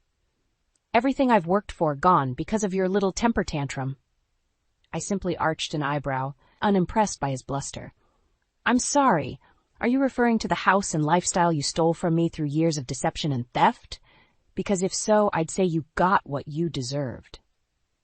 His face purpled with fury, and for a moment I thought he might actually strike me. But Megan stepped between us, her expression thunderous. "Don't even think about it, Dad," she spat, every inch the protective lioness. "You're the one who made your bed, and now you can lie in it." With an incoherent snarl, Jake turned and stormed away, leaving us both staring after him. Me with grim satisfaction, Megan with a look of utter disgust. "I can't believe I'm actually related to that jackass," she muttered, shaking her head slowly. I reached out and squeezed her hand, a silent gesture of gratitude for her unwavering support. Without her in my corner, I doubt I would have found the strength to take Jake and Sarah down. As the days ticked by, reports of their ongoing downward spiral continued to trickle in. Sarah had been forced to move back in with her parents, her once enviable designer wardrobe and luxury car repossessed to cover her debts. Meanwhile, Jake was drowning in a sea of legal troubles, fending off everyone from jilted investors to the IRS. With each new humiliation they suffered, I felt a deep, primal sense of satisfaction unfurling within me. This was justice, cold and exquisitely merciless, and they had no one to blame but themselves. One afternoon, my phone chimed with a text from an unknown number. I opened it warily, half expecting another frantic plea for mercy from Jake or Sarah, but the message that awaited me was from an entirely different source. "Mom, it's Kyle. I saw the video and I don't even know what to say. I had no idea Dad and Sarah were capable of something so vile. I'm so sorry." I stared at the words, an uncharacteristic lump forming in my throat. My eldest son, the one who had turned his back on me so callously in the beginning, was finally seeing the truth. As I tapped out a reply, tears pricked at the corners of my eyes, but this time they weren't born of sadness or anger. This time they were tears of relief, of redemption, of a mother's love prevailing against all odds. Maybe, just maybe, there was still hope for healing the deepest of family wounds. But as for Jake and Sarah, they'd gotten exactly what they deserved, and I wasn't shedding a single tear for their well-earned misery. The knock at the door was tentative, almost apologetic. I glanced at Megan, who shrugged before crossing the living room to answer it.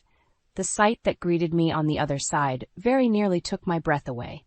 There stood Jake and Sarah, looking utterly defeated, a stark contrast to the smug, self-assured personas they'd projected for so long. "Laura," Jake began, his voice little more than a raspy croak. He opened his mouth as if to continue, then seemed to think better of it, gaze dropping to the floor in dejected silence. I studied them for a long moment, taking in the haunted look in Jake's eyes, the way Sarah's once immaculate appearance had deteriorated into unkempt disarray. Part of me felt a perverse thrill at seeing them brought so low. But an even bigger part simply felt tired, bone-deep weary of the never-ending drama and mind games. "What do you want?" I asked at last, keeping my tone carefully neutral. Sarah flinched as if I'd struck her. "We?" She swallowed hard. "We just wanted to see if the stories were true. That you're taking the house back." My lips pressed into a grim line. "Those stories don't even begin to scratch the surface. But yes, it's true. The house is being returned to its rightful owner, thanks to the efforts of some very dedicated people." Something like hope flickered in Jake's eyes. "Laura, please, you have to help us. We have nowhere else to go." "Nowhere else to go," I echoed, arching an incredulous eyebrow. "And whose fault is that, exactly?" The question hung heavy in the air, laden with all the hurt and betrayal of the past several months. Sarah's gaze slid away, fresh shame coloring her cheeks. "We made mistakes," Jake admitted, his voice little more than a hoarse rasp. "Horrible, unforgivable mistakes. But you—" He raised his head, and I was struck by how utterly broken he looked in that moment. "You were my wife, Laura, the love of my life. Doesn't that mean anything to you anymore?" His words wormed their way past my defenses, stirring up embers of the affection I'd once felt for this man. The man he'd been before greed and hubris corrupted him utterly. Despite everything, some small, stubborn part of me still longed for the life we'd once dreamed of sharing. But those embers were banked by a harsh, immutable truth. That life was gone, ashes scattered by the winds of betrayal and deceit. Jake and Sarah had burned that bridge themselves, and I was too old and too weary to rebuild it from the ground up. "It means everything," I said at last, my voice thick. "That's why this hurts so much, Jake. That's why your actions cut me so deeply." I shook my head, blinking back the sting of tears. "But we can't go back. What's done is done. All I can do now is move forward, surrounding myself with the people who truly care about me." My gaze slid to Megan, hovering protectively in the hallway, and the love shining in her eyes gave me strength. Turning back to Jake and Sarah, I straightened my shoulders. "I'm sorry you two find yourselves in this position. But you brought it on yourselves, and those are consequences you're going to have to live with." For a beat, they simply stared at me, twin expressions of devastated disbelief etched across their features. Then, with a broken sound halfway between a sob and a snarl, Sarah whirled and stalked away, leaving Jake to follow in her wake. I watched them go, that bone-deep wariness settling over me once more. A chapter of my life had ended, painful though the parting had been. But as the door swung shut behind them, I felt a strange sense of lightness, of freedom. Crossing the room, I sank onto the couch beside Megan and rested my head on her shoulder, letting the tears come at last. They weren't tears of anguish or bitterness, though. They were tears of release, of rebirth. Tomorrow would bring new challenges, new beginnings, but for now I simply allowed myself to feel the profound relief of having shed a burden I hadn't even realized I'd been carrying. Jake and Sarah were out of my life for good, and strangely, for the first time in as long as I could remember, I felt truly at peace. The sun peeked through the curtains, bathing the living room in a warm, golden glow. I took a sip of my coffee, savoring the rich aroma and the peaceful quiet of the morning. So much had changed in the past few months, and yet, sitting here, surrounded by Megan and Eric's familiar furnishings, I felt more at home than I had in years. The weight of Jake and Sarah's betrayal no longer pressed down on me, replaced by a sense of liberation I hadn't dared dream possible. "Morning, Mom." Megan shuffled in, rubbing the sleep from her eyes. "You're up early." I smiled, patting the spot beside me on the couch. "Couldn't sleep. Too much on my mind, I guess." She settled next to me, draping a blanket over our laps. "Everything okay? You're not having second thoughts about—" No, I assured her quickly. "Nothing like that. I'm just thinking about the future for once, about what comes next." Megan's face broke into a grin. "Well, in that case, I've got some good news that might help with those thoughts."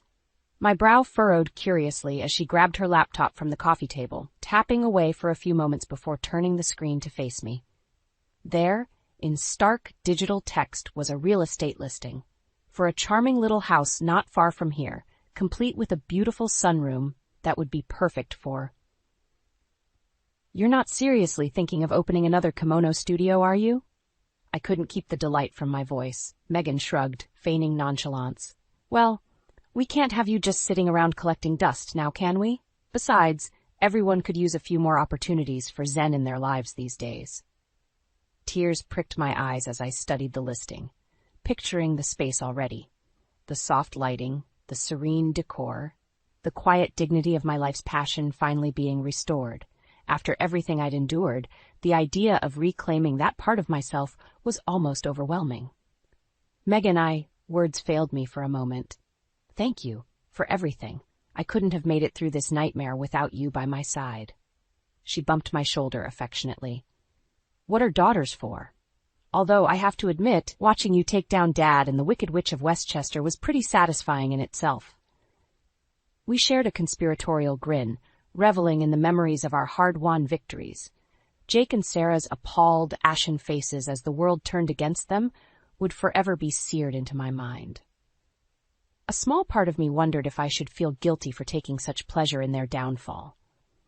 But the larger part, the part that had spent decades putting their needs and wants above my own, couldn't muster an ounce of remorse. They'd made their choices, and I'd simply ensured they faced the consequences. So, Megan began, bringing me back to the present, what do you think? You ready to dive back into the wonderful world of kimono dressing? I studied the listing once more, drinking in every lovingly captured detail, and felt a surge of excitement I hadn't experienced in far too long. This was my chance to start over, to rebuild the life I'd sacrificed so much for, but on my own terms this time. Meeting Megan's warm, hopeful gaze, I felt a brilliant smile blooming across my face. You know what? I declared, something like my old fire rekindling in my chest. I really think I am. There would be no more compromises, no more settling. The future was a blank canvas, and I was finally free to paint it in whatever bold, vibrant strokes I chose.